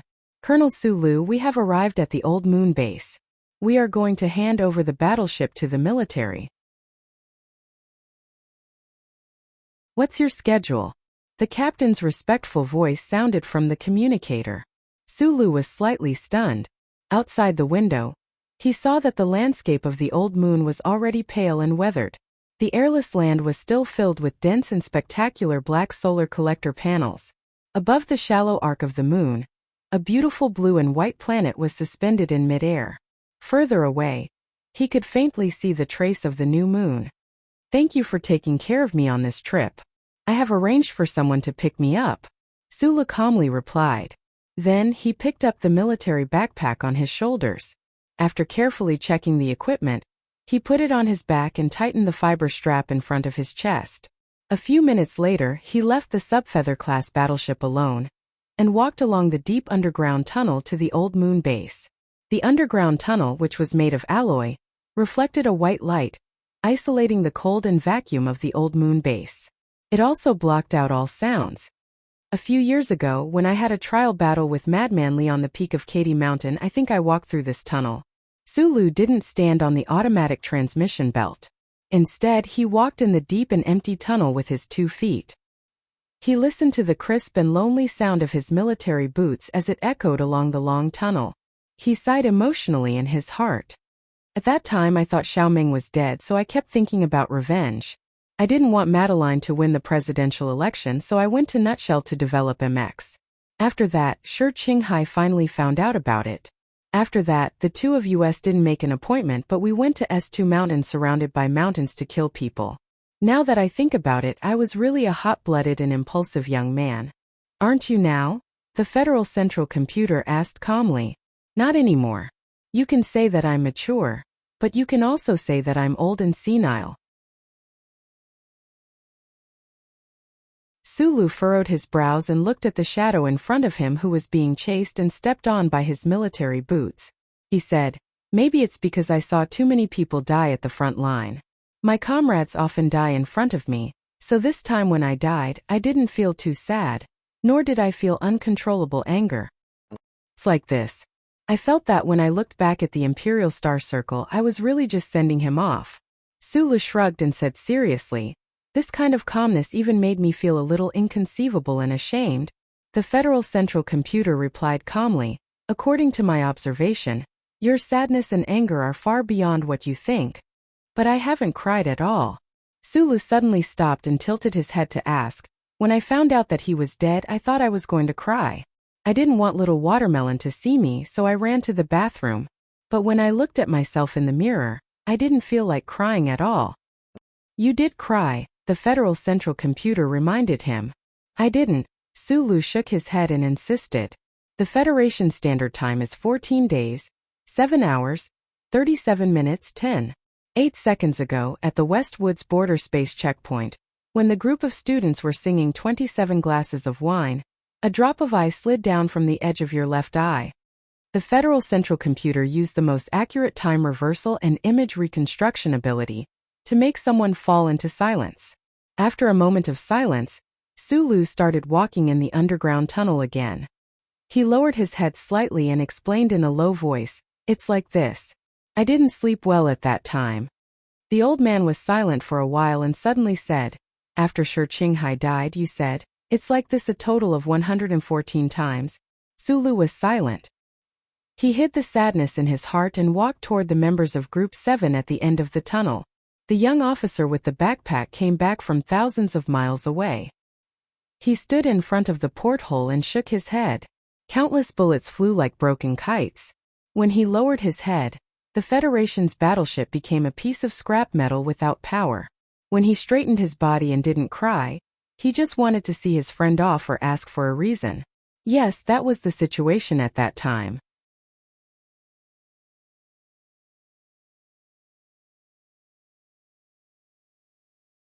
Chapter 734.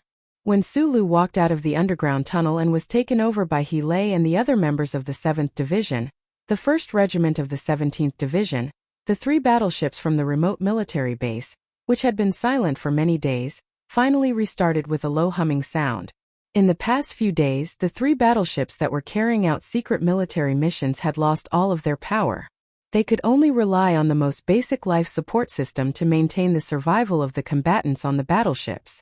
The 3 battleships were like 3 giant pieces of steel garbage, floating helplessly in space. They could not move, and there was no way to report their desperate and sorrowful situation to the upper echelons of the federal military. When the battleships regained power and came to life like ice sculptures, Captain Mangue, whose hair had turned white over the past few days and whose eyes were sunken and haggard, immediately sent the information back to the Capitol Ring. The West Mountain Hotel in the Capital Special District was heavily guarded. There were a few single buildings hidden in the dense forest in the southeast corner. One of them was owned by General Lee Jae-do, the chairman of the Joint Staff Committee of the Federation. This morning, he finally received the news from the distant space and knew that the interception plan had been aborted. At the same time, he vaguely understood why the 3 battleships had disappeared without a trace for such a long time. He leaned back in the light gray cloth chair and looked at the spring forest outside the window with a calm expression. He was not as nervous as his loyal subordinates. It was probably because he had predicted the worst and was mentally prepared.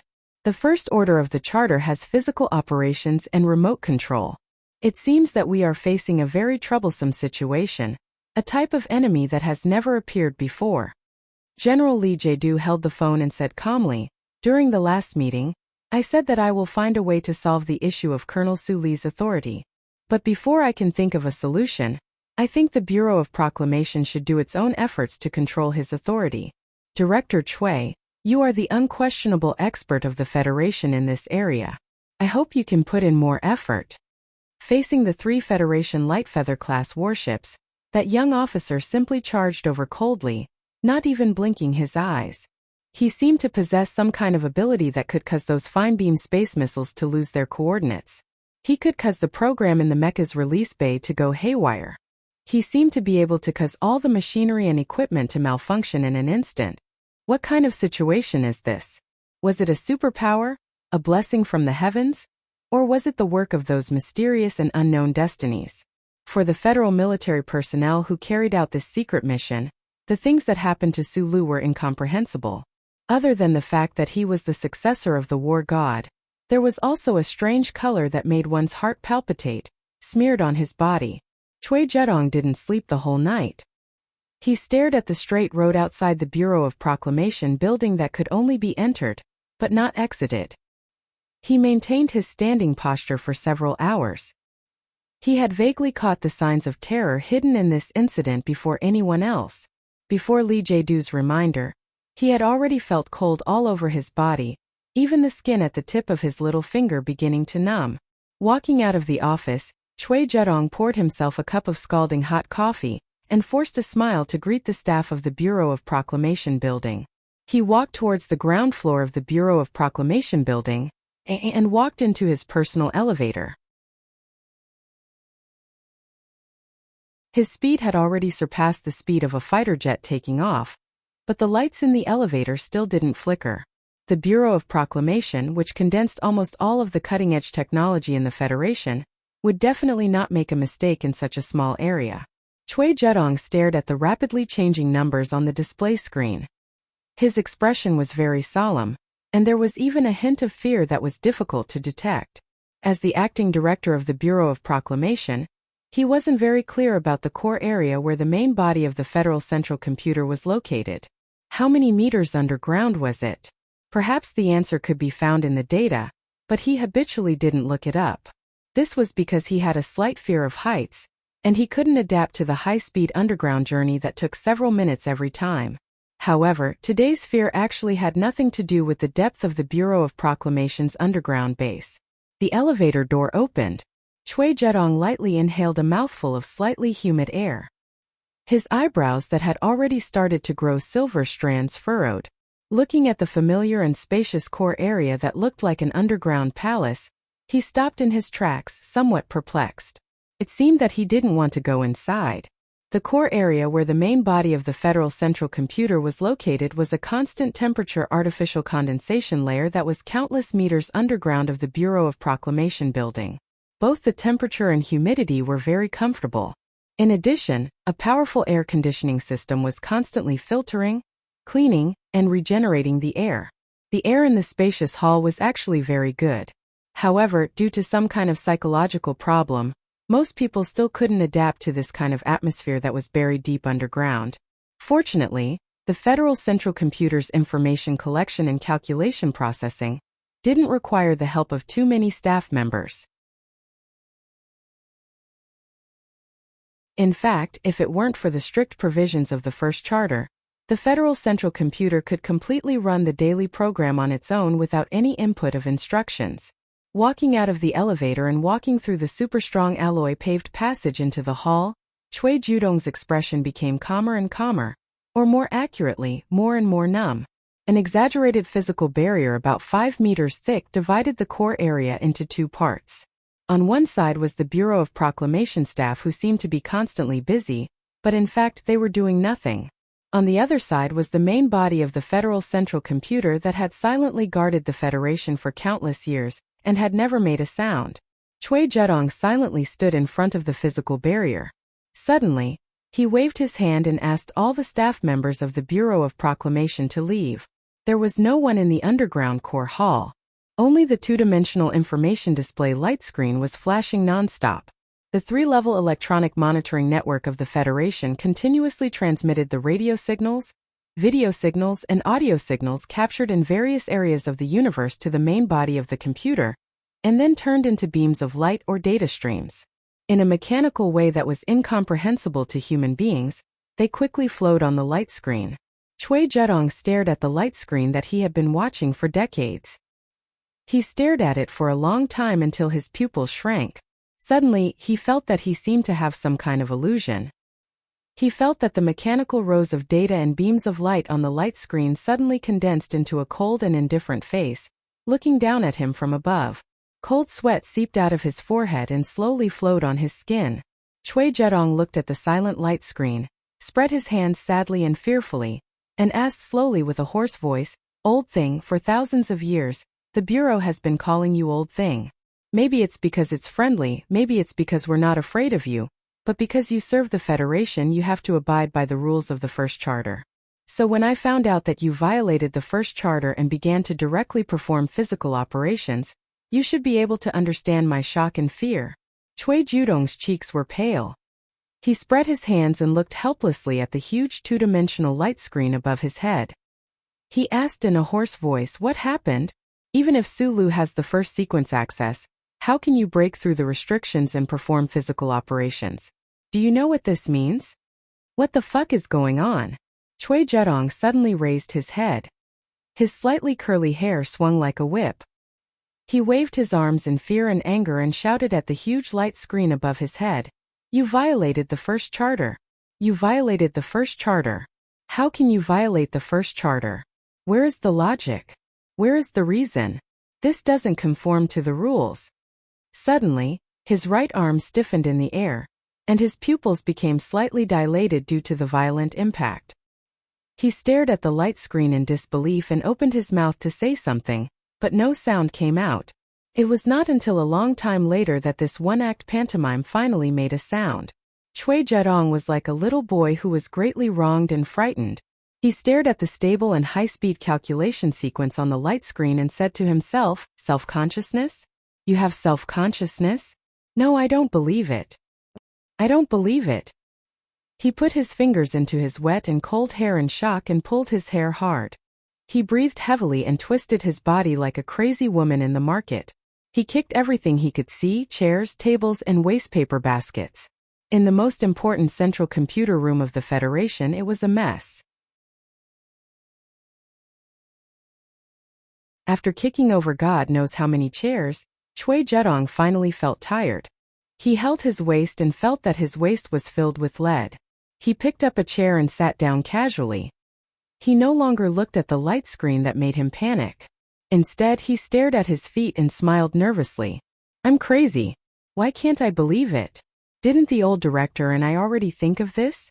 Haven't we always been afraid and excited about a certain situation?" He thought hard like a philosopher. Then he smiled and waved his arms like a poor poet. He bravely raised his head and looked at the light screen. After a long silence, he said in a low voice, 7 seconds. I didn't forget those 7 seconds. He stood up and threw the chair into the garbage. He turned around and walked toward the elevator. He said quietly, do whatever you want. If you want to destroy this world, then destroy it. I'm just an ordinary person. I want to do those normal things. Because of the previous crazy venting, his feet were injured. Blood seeped out of the tips of his shoes. He was dragging his feet and walking. It looked a little funny but also a little sad. This young master closed his eyes there. Through the car window, Xiong Linquan pointed at the group of fake bronze statues in Charter Square not far away and explained the situation to Sulu. Sulu narrowed his eyes and looked at that place in silence. After a moment, he suddenly opened the door and walked out. Because of his sudden movement, the doors of several dark green military vehicles on the side of the street opened at the same time. The members of the 17th Division vigilantly surrounded him, separating him from the surveillance of the FBI and the Internal Affairs Department of the Department of Defense in the distance.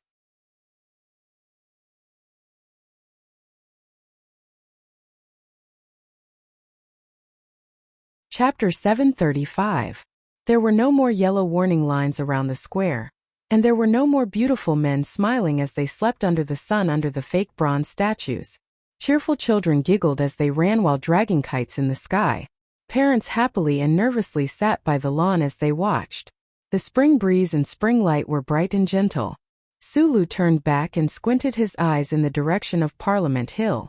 7 to 8 construction vehicles were repairing the damaged stone steps and the main building structure of the building.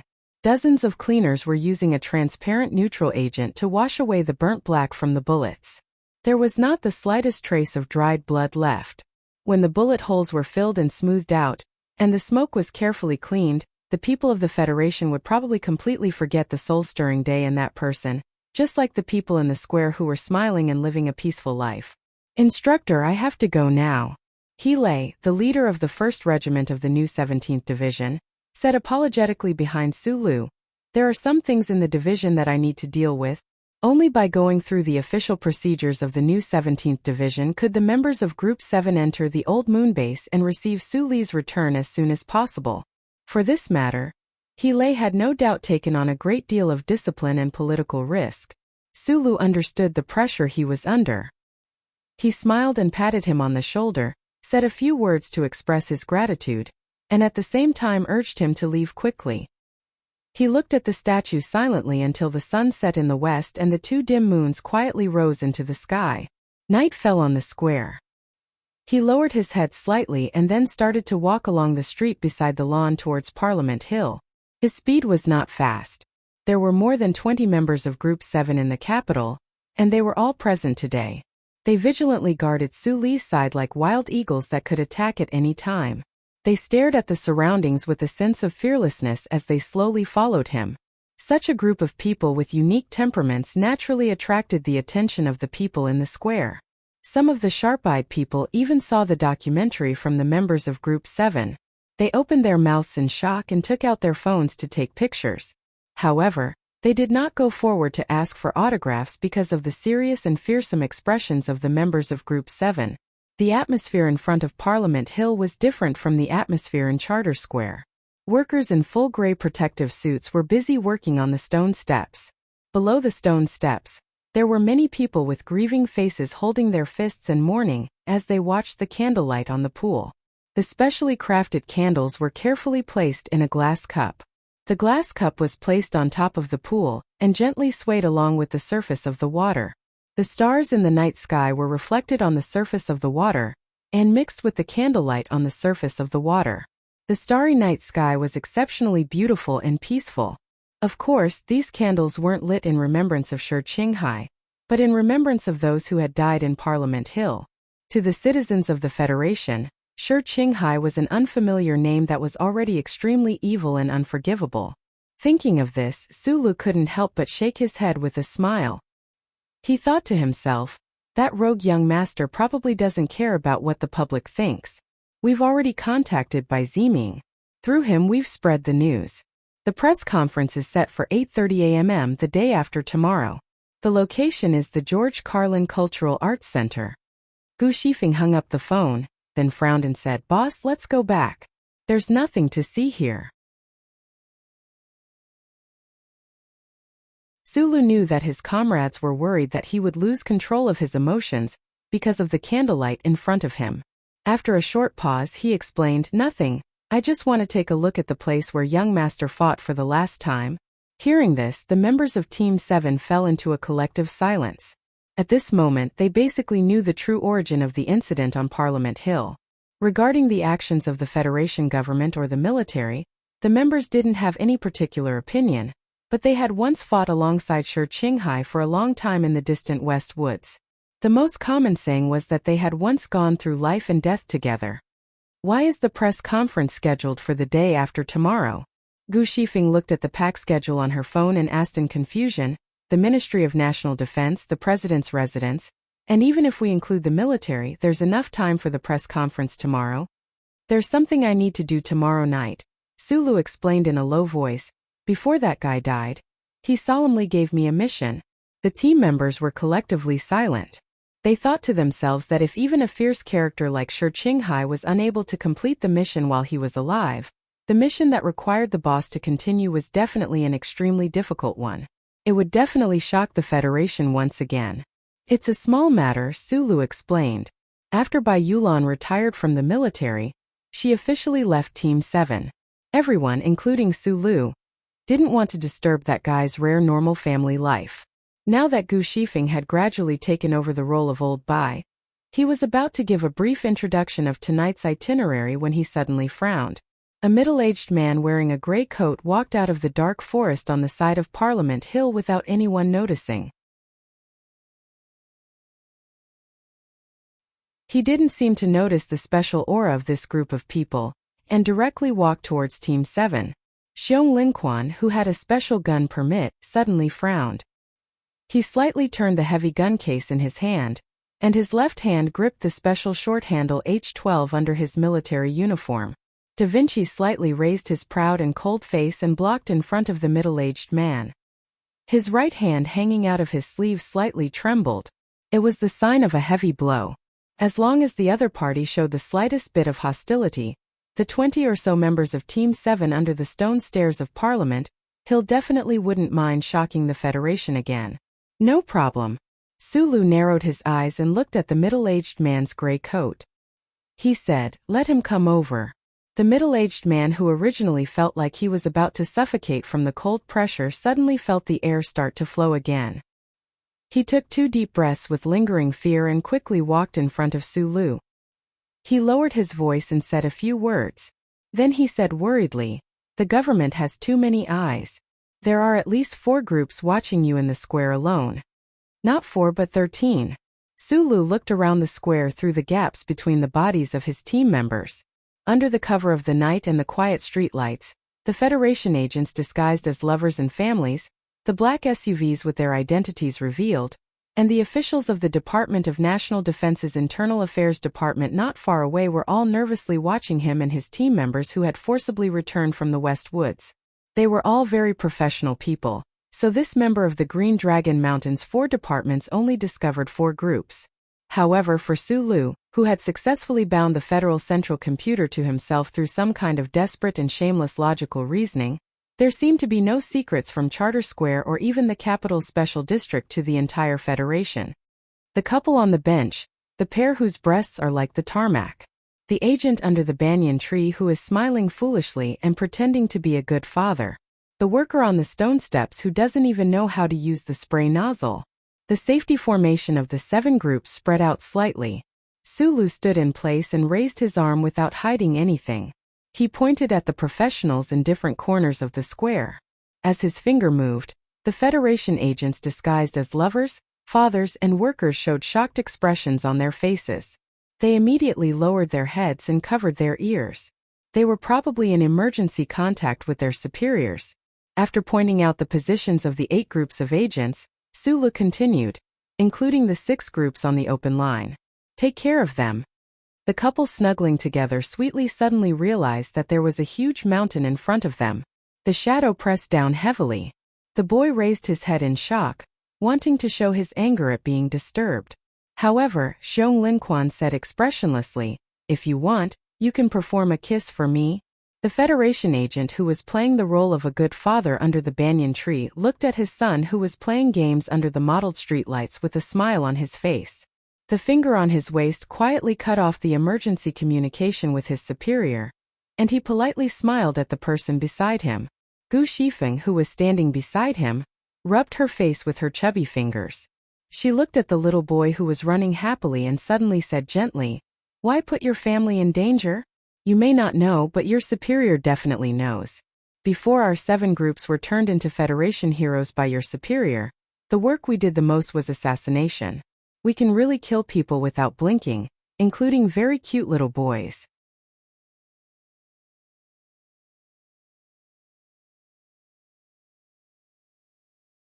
I don't know what your life was like in Donglin, but in my eyes, you're still the little janitor beside the iron gate, Zhang Xiaoming said with a smile. She wore a light-colored windbreaker that reached her knees today. It gave off a very refreshing feeling. She put her hands in her pockets and swayed naturally with her steps. She still wore those black-rimmed glasses. Her eyebrows were still beautiful, but there was no stubbornness like before. Instead, there was only peace and relaxation. Strolling in the slightly wet alley, the quiet and tacit footsteps sounded and stopped again. Zhang Xiaoming said softly, "This information can already form a complete chain of evidence in court. It's completely enough to send Vice President Byron and the other representatives to prison."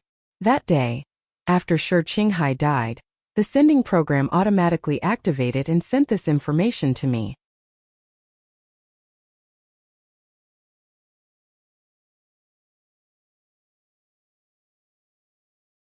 Chapter 736.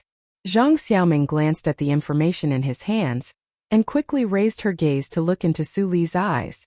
She said softly, "Ever since my teacher passed away, Shi Qinghai has, in a sense, automatically left the organization.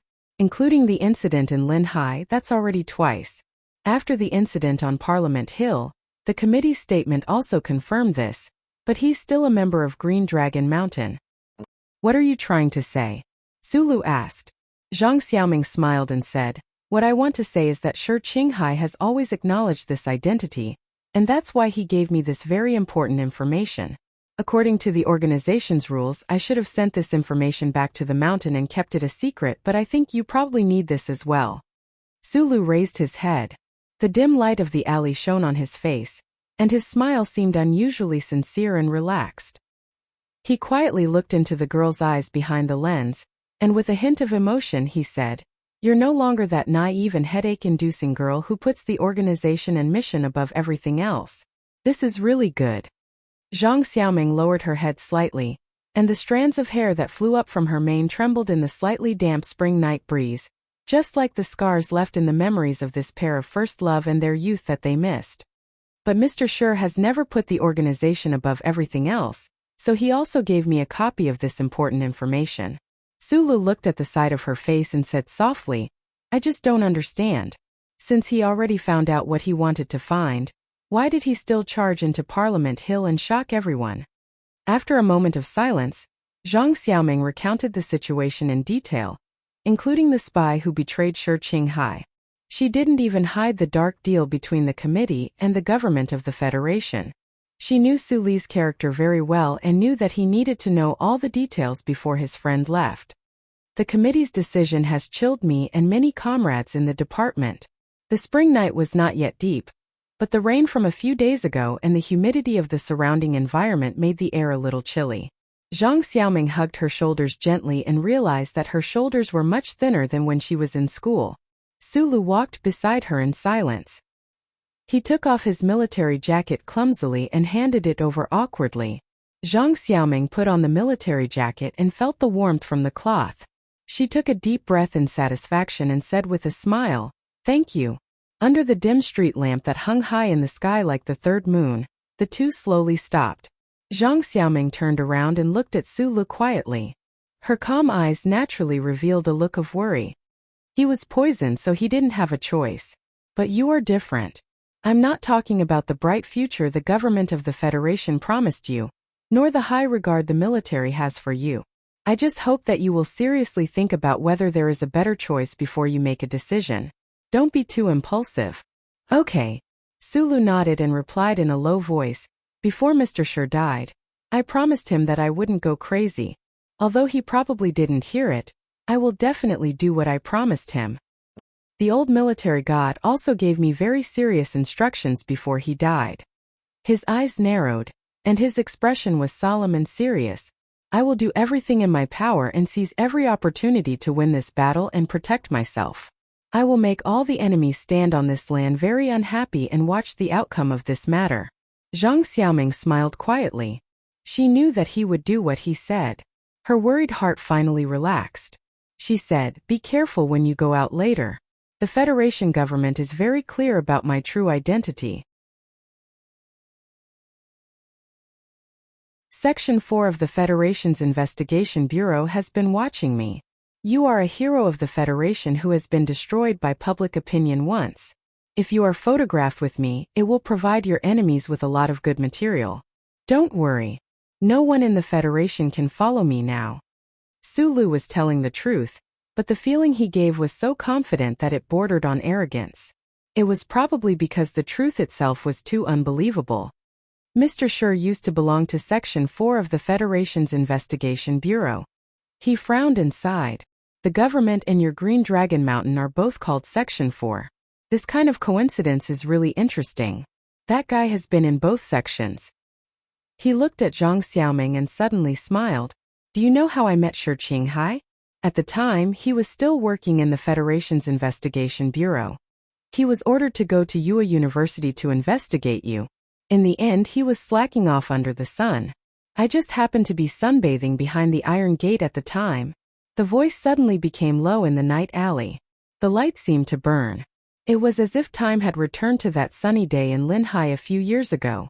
There were many ordinary stories that happened beside the iron gate of Yue University, but now it seemed like the characters in these stories were more willing to have that kind of ordinary life. For Sulu, Shi Qinghai and Zhang Xiaoming were the first friends he had truly met when he fled thousands of miles to the capital ring. The puppy biscuit and the cigarette that was handed to him through the iron gate under the sun. The beautiful plainclothes agent who smiled under the sun. The gatekeeper who hid his identity and escaped. The young university student who had just escaped from her identity as a revolutionary young woman. So many years had passed in the blink of an eye. At the time, Shi Qinghai was still very young but was already decadent. Sulu was young but silent and dull. Zhang Xiaoming always had so many thoughts and always thought that she could shoulder a lot of responsibilities. Until his death, Shi Qinghai insisted that Zhang Xiaoming was a stupid and boring woman. Sulu still insisted to this day that even without that cigarette, he would have become good friends with the hoodlum. Actually, he was already tired of being a spy. It was only because of the death of his teacher, the fat director of HTD Bureau, that he became spirited again. He once told me that since there was no turning back, then I had to bravely move forward. Sulu raised his head and looked at the dim streetlights above him. However, he noticed that there were raindrops falling down. He could not help but squint his eyes. "I don't understand politics. Even after so many years, I still can't completely understand the way you people from Green Dragon Mountain think. However, I know very well that Shi Qinghai was indeed an idealist." Sulu was silent for a moment. He took out a crumpled letter from his shirt pocket and handed it to Zhang Xiaoming. "This is a letter he wrote to me before he went into hiding. If I were to praise him with any words I could think of, it would probably be the words on this letter that would shine. I think this letter is very suitable for the youths of Green Dragon Mountain to read, so I'm giving it to you for safekeeping." Zhang Xiaoming took the letter with a serious expression and carefully put it away. She said softly, "I'll transfer it to the mountain. Then what do you plan to do?" Sulu narrowed his eyes and looked at the night rain that was as clear as silk under the streetlights. He said in a deep voice, "I'm going to the police autopsy room to pick him up."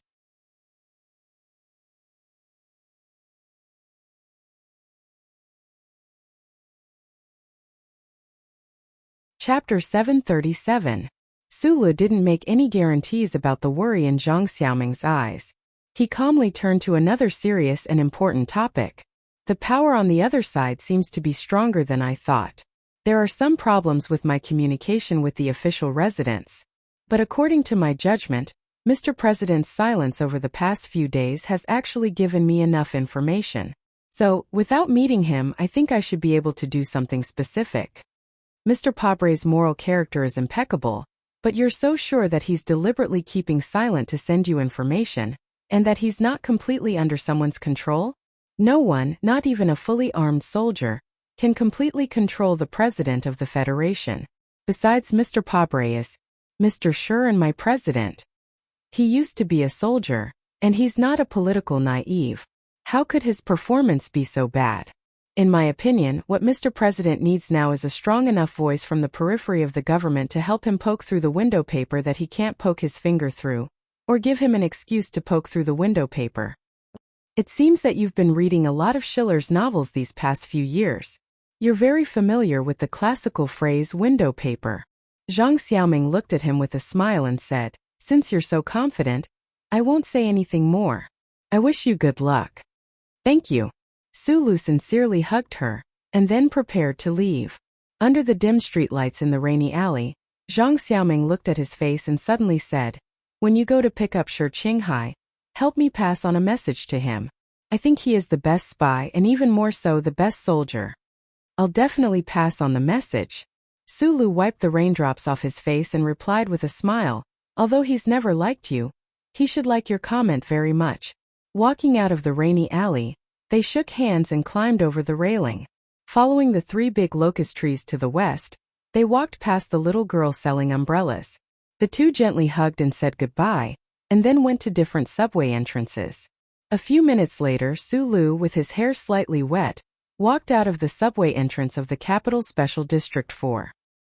He silently walked to the dark green military vehicle that had been waiting for him for a long time. He sat in the spacious back compartment, deep in thought. After the Parliament Hill incident, the enraged Federation government and Parliament immediately set up a high-level investigation committee. 3 temporary teams were formed to handle this special case. Because Shi Qinghai used to be a high-ranking official in the Federation Investigation Bureau, and it was later found that he had used the Federation Investigation Bureau's resources and network countless times in the past 4 years, the Special Task Force excluded the Investigation Bureau from the Federation Investigation Bureau. The police headquarters, the Ministry of Justice, and the Ministry of National Defense worked together to handle the case. The task force was scattered among many buildings in the capital, including the police station on Esparta Avenue. This building was not responsible for the most important investigation tasks, but it was responsible for looking after and handling a lot of evidence related to the case. So, even though it was already late at night, there were still many police officers and officers working overtime or tiredly keeping watch. There were 2 high-back chairs outside the cold storage. A fat police officer was sprawled out like a thick pancake and slumped on the chair. He was grumbling to his partner about things that he couldn't let his superior hear. "I was planning to have a good drink in the pub tonight, but who knew I would have to work overtime at the last minute?" Sometimes when I think about the mixture of alcohol and water that left me, I feel so angry that I can't wait to drag the dead man in the room up and beat him up. His partner was an old police officer with grizzled hair. He said mockingly, "The guy in the room is not someone you and I can beat up. Don't be angry.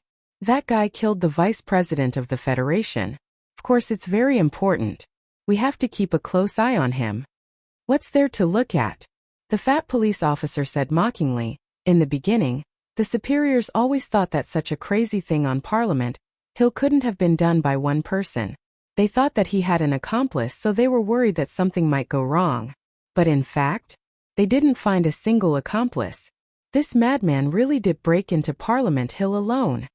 The old police officer smiled, a trace of emotion showing in the wrinkles at the corner of his eyes. "Not to mention accomplices, after so many days, we haven't found any relatives coming to collect his body." The fat police officer waved his fat finger and pointed at the plastic steel door behind his head. He said in a low voice, "I heard that the guy's parents died a long time ago. As for his other relatives, please, he is now a criminal who murdered the vice president of the Federation and the members of the Parliament. What is he if not a traitor? Even if he is dead, he won't be clean. The people in the Federation are cursing him non-stop. Even if he does have relatives or friends, who would dare to come and visit him at this time? Just as he finished speaking, the low and powerful roar of an engine came from a Sparta street outside the police station. There was the clear sound of brakes, followed by a series of hurried but definitely not disorderly footsteps. It was the sound of many pairs of military boots stepping on the old wooden stairs of the police station at the same time. It was a shocking sound that could only be made by many pairs of hard-soled military boots stepping on the old wooden stairs of the police station.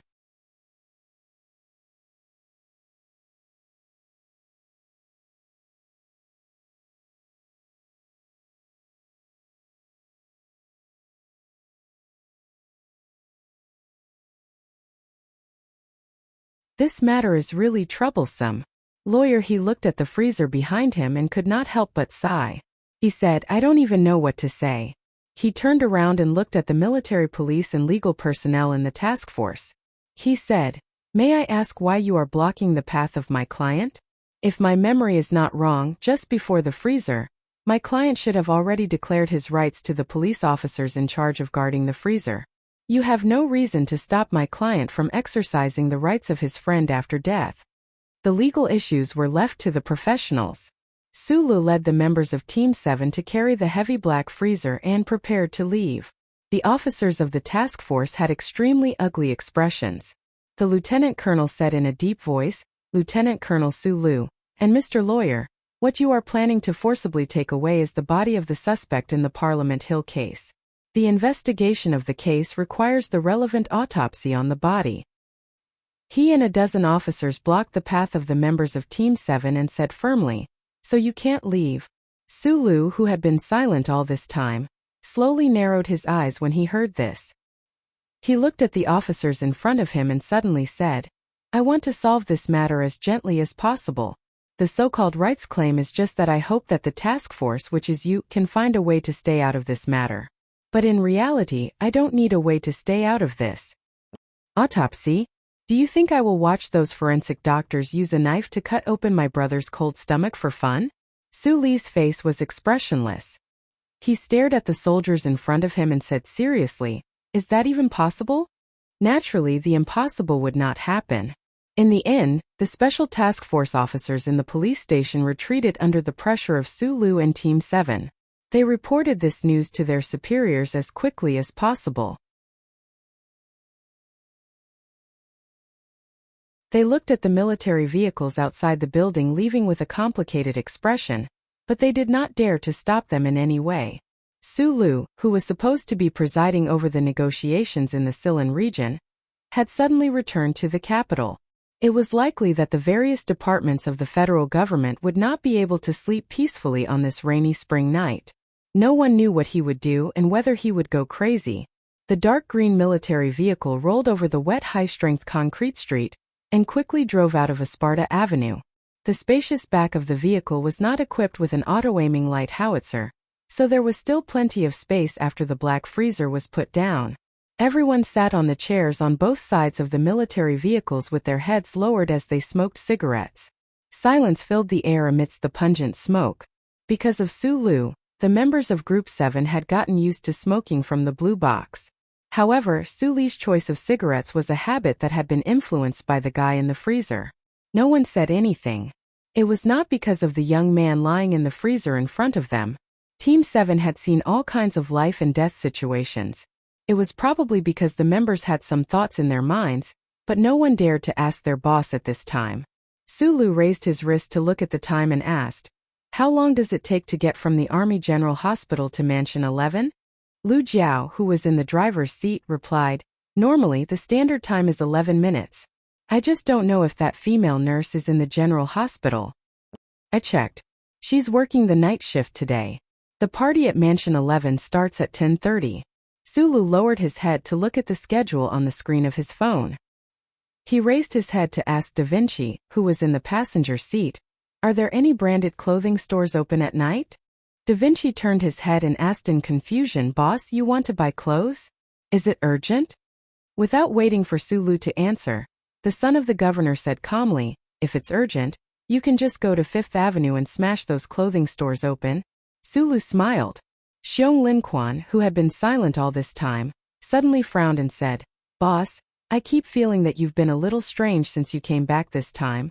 Sulu spat out a mouthful of bitter saliva and threw the cigarette butt out the window. He looked back at the team members in the car who had strange expressions on their faces. He shrugged and asked, "What's wrong? Do you think I'm too calm?" Xiong Linquan glanced at the black freezer in front of him, scratched his head and said, "Not only calm but gentle. Did you really think that I would throw myself on top of this coffin and cry my heart out? Then I would bring you guys to rob the armory in the division first, then rush into the capital special district with 8 or 10 mechas and destroy Parliament Hill once more. Then I would go to the military base to find trouble with those big shots, pick up Darren's autocannons, and blast anyone who dares to stand in my way into pieces?" Sulu lit a second cigarette, then shrugged and said mockingly, "I admit that my personality is somewhat flawed, but I'm not a natural-born killer in your eyes." His words were transmitted through the infantry command system to several military vehicles at the same time. The dark green military vehicles that roared through the streets of the capital special district fell into an inexplicable silence. When Shi Qinghai broke into Parliament Hill, he didn't even kill a decorated Iron 7th Division officer. Even at that time he was still very careful, or should I say very careful. No one knows that this guy is really a very careful person. Sulu narrowed his eyes, and between the slits of his eyes, he stared at the black freezer in front of him and said, "The front lines are at war. Hundreds of thousands of Federation soldiers are spilling blood and fighting on the planets of the Empire. So the Federation can't fall into chaos. At least, the troops can't fall into chaos. Otherwise, countless people will die because of the chaos in the rear." Shi Qinghai understands this very well, so this time, although there are some things that I have to do, I must understand what he understands and do my best to control the scope of my actions. Understood. The team members in the car and through the comm system answered at the same time. When he left, he must have felt that he was very arrogant and legendary. This kind of death is very cool, so he must have been very satisfied and proud, without any regrets. That's why my mood right now is very calm. Sulu gently held the cigarette in one hand and swiped the electronic news on the hologram with the other. When he saw the election news on the second page of the Oak State Tribune, he couldn't help but smile. "Not only is it calm, it seems that your mood is somewhat good." Gu Shifeng looked at his smile and spread out her hands. Sulu didn't answer Gu Shifeng's question. Instead, he asked the young man in the front passenger seat, "Da Vinci, did your old man succeed in his re-election?"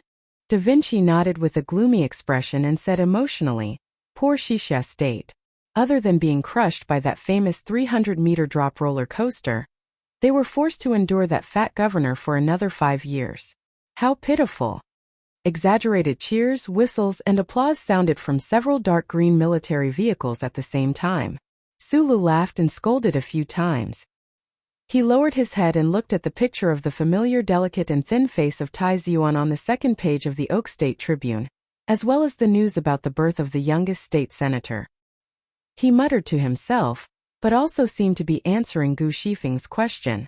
"My friends are all on the right path. Of course I'm in a good mood." He raised his head and patted the black freezer in front of him. He said with a smile, "Including you."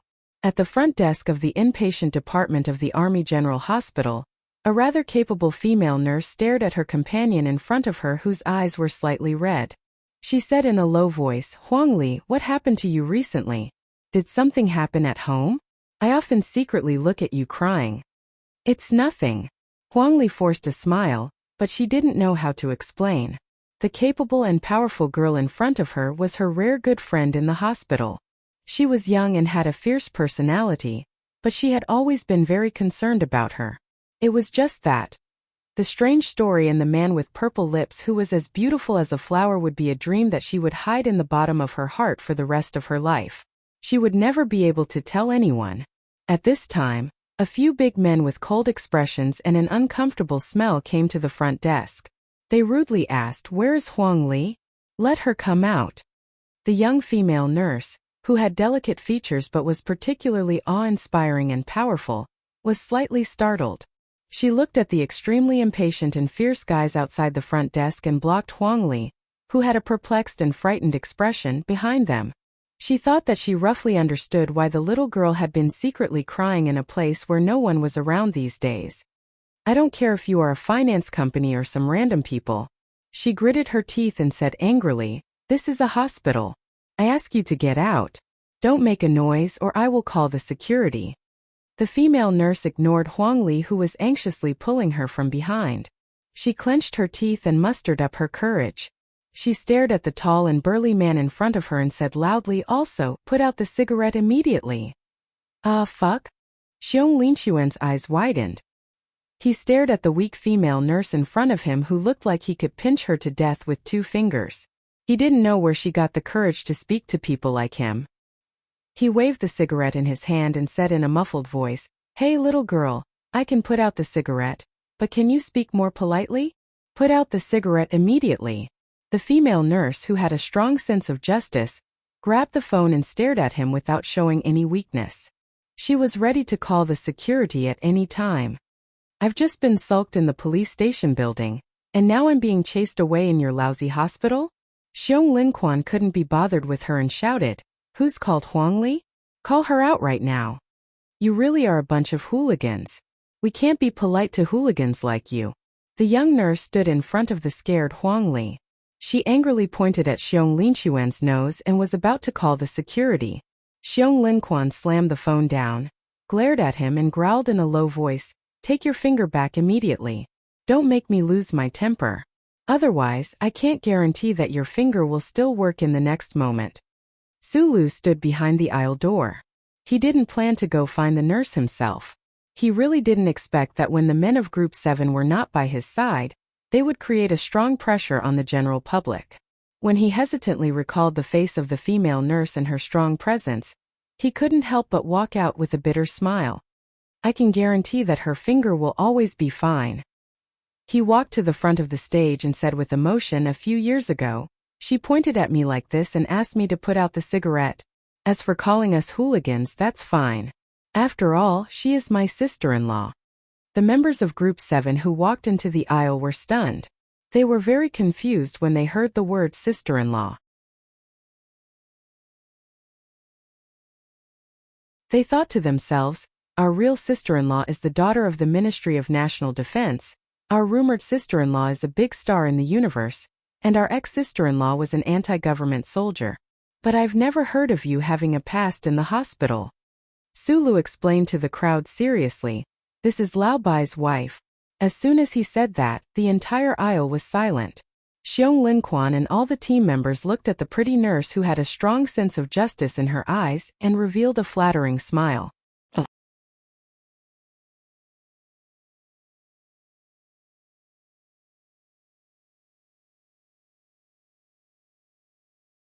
Chapter 739. There were too many stories about the relationship between the young man surnamed Bai and Team 7. Before Sulu walked into the inconspicuous office in Whitewater Base for the first time, the core of this combat team that worked for the Federation government was actually this person. Therefore, when Sulu told the team members that this young nurse with delicate features was Lao Bai's wife, after a moment of shock, they immediately accepted the image of their beautiful sister-in-law. They all smiled foolishly and stepped forward to bow and greet her. "Hello, sister-in-law. I'm sorry to offend you. My name is Xiong Linquan. I'm 31 years old this year and I'm not married yet. Do you know any good girls in the hospital?" "Sister-in-law, Olay didn't let us go to your house. During the wedding, we were still fighting at the front line, so we didn't give you any monetary gifts. I'm sorry." The sister-in-law that the team members respectfully addressed was called Lu Jiejia. She was a senior nurse in the Army General Hospital. Looking at these men, who had previously exuded a beastly aura, suddenly turning into docile and well-behaved little animals, one after another walking up to her and greeting her. Then they took out a thick stack of banknotes from their trouser pockets and placed them in front of her. Her pair of beautiful eyes couldn't help but widen, and her pupils gradually tended to be unable to focus. What kind of people were these old men? Are they my Mr. Bai's comrades? But my family's old Bai is usually a little slow and introverted. He likes to do housework and is too delicate like a girl. Occasionally, he likes to brag that he worked in the legendary Group 7. That night, he once pointed at the Nebula Awards on TV and said that he should have been standing there. Wait, if what my Mr. Bai said is true, then these men are the members of Team 7? Forget it, let's not think too much. How much is this thick stack of cash? Counting carefully, 170,000. The female nurse, Lu Jejia, was shocked by the number of monetary gifts. She was overjoyed, but when she looked up, she found that everyone was gone, including Wu Li, who was behind her. You don't say, that small-eyed man does look familiar. She frowned and thought very seriously. Every man's forehead was engraved with the words, "Keep your promises." Mr. Shi promised Shimin Jin that he would show justice to the world before he died. Hence, he turned around and blasted Shimin Jin into a punctuation mark outside the Parliament Hill building, swaying in the spring breeze in front of hundreds of millions of people. Mr. Shi had once promised the freckled nurse that he would avenge him, but Mr. Thin Ambition died before he could do anything. Therefore, before he died, he made an interstellar phone call and solemnly told the nurse about this matter. Sulu was also a man, so even if he didn't understand, he still decided to help his Gongzi complete this matter. Before countless big things happened, he didn't forget to bring his team members proudly to the hospital and bring that cute little nurse with freckles out. However, he did not expect to run into the fierce nurse from back then, who was now Lao Bai's wife. Lao Bai committed murder, arson, kidnapping, and extortion in the past. He committed all sorts of crimes.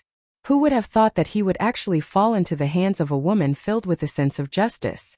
Later, they were going to bring the nurse to mansion number 11 to play arrogant and bully people. The team members had already taken off their military uniforms and changed vehicles in advance. Gu Shifeng used her chubby fingers to hold a cigarette. Thinking about what she had seen and heard in the hospital, she couldn't help but glance at Sulu beside her. She said, plus he fell into the hands of a man filled with a sense of justice. I can't help but sigh. After 67 years of the constitutional calendar, his life has been too hard. You're bullshitting, Sulu said angrily. I'm taking him down the right path. Being a hero is better than being an assassin all those years ago. Gu Shifeng hurriedly explained, that's true. I just think that Lao Bai's choice of marriage partner is worthy of sympathy. It would be fine if she had a sense of justice, but look at how she was counting the money in the end. She didn't even hear us say goodbye to her and leave. How can this sense of justice be so closely associated with greed? Huang Ligu sat uneasily in the corner of the car. She didn't know why, but she believed the words of these people. It was probably because, except for that beautiful man with purple lips, no one in this world should know about his past relationship with her. Being in the same room with so many strange men made her nervous. She had originally planned to remain silent, but when she heard these men belittle her friend, she couldn't help but say, Jejia is a very good person. Xiong Linquan and the other team members ignored her and continued to sigh. With such a wife, Lao Bai can't even smoke at home, can he? Sulu smiled and said, Lao Bai quit smoking because of this. As he spoke, he glanced at the female nurse in the corner of his eyes. He frowned slightly. He really couldn't understand why Shi Qinghai was so attached to this girl before his death. He even asked him to do such a boring thing. Although she was pretty, how could she compare to him? May I ask how you and Shi Qinghai met? He asked the girl with narrowed eyes. Huang Li's cute freckles suddenly lit up before gradually dimming. She tilted her head slightly and looked at the night sky outside the window. She shrugged and said with a hint of sadness in her self-deprecating tone, so that's his name. The fleet of dark green military vehicles didn't go directly to number 11 mansion. Instead, according to De Wincey's suggestion, they first arrived at 5th Avenue, which was full of luxury brands. On the short journey, Sulu listened to Huang Li tell the story of the spy and the female nurse in the Army General Hospital. The story wasn't very long, but it moved him and made him fall into silence. The black freezer was silently placed in the dark green military vehicle at the front. Sulu didn't tell her because he didn't think it was necessary.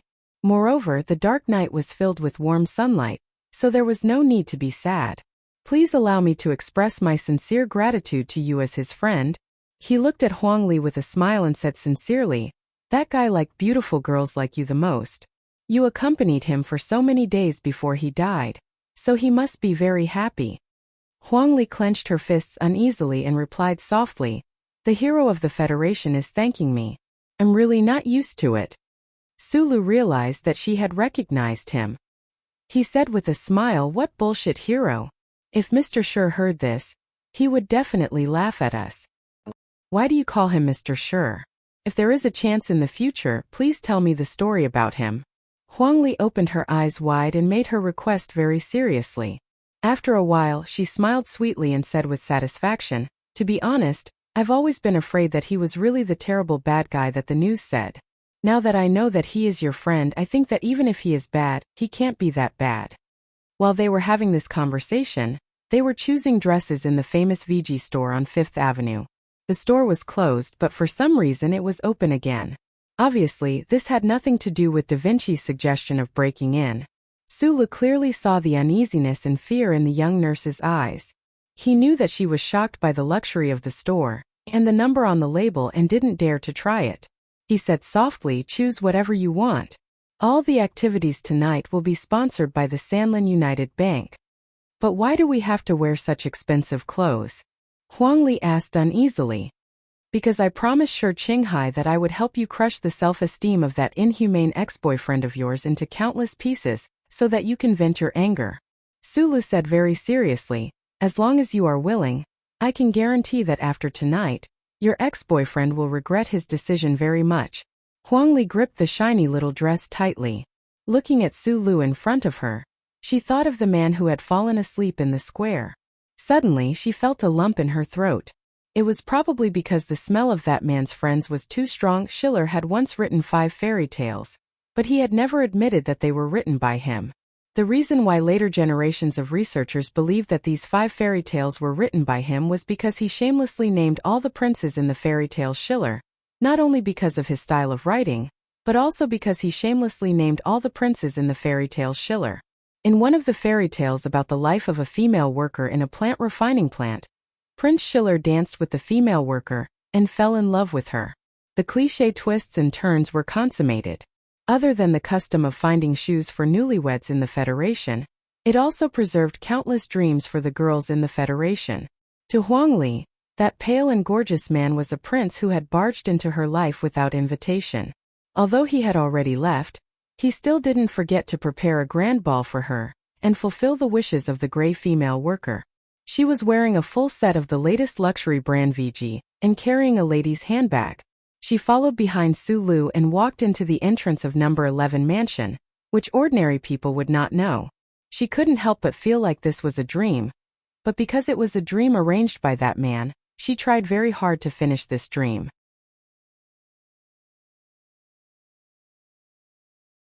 "Which one is your ex-boyfriend?" With Gu Shifeng's reminder, Sulu looked at the innermost square table in the luxurious hall. He looked at the 2 men and 1 woman there and asked softly, "The one on the left." Huang Li suppressed the rising and falling emotions in her heart. She lowered her eyes and explained, "The one on the opposite side is his current fiancé. I don't know the other man. He should be her brother. Their eyes and eyebrows are very similar." Gu Shifeng frowned and said, "Boss, it's very difficult to fake an invitation from mansion number 11. This means that this place isn't low class. If you want to slap faces, other than the VG, I suggest you add something else." For example, after Miss Huang Li was dumped by her boyfriend, she suddenly found a very outstanding boyfriend with a very good family background. She arrogantly brought him to show off in front of her ex-boyfriend. This scene is very tacky and common, but I like it. As the son of the governor, Da Vinci often went to such places. He naturally stood sideways and looked at the other side and said mockingly, "Let this young master go and slap their faces." The team members who entered the mansion to watch the show were very excited. They even wanted to compete with Da Vinci for the role, but in the end, because of their family background, they were all defeated one by one. I also like this kind of scene. Since it's a slap in the face, I want to slap them to death. Sulu explained to everyone very seriously, "That's why I'm waiting for Li Xiaotong to come." The team members instantly fell silent. Da Vinci was shocked, speechless.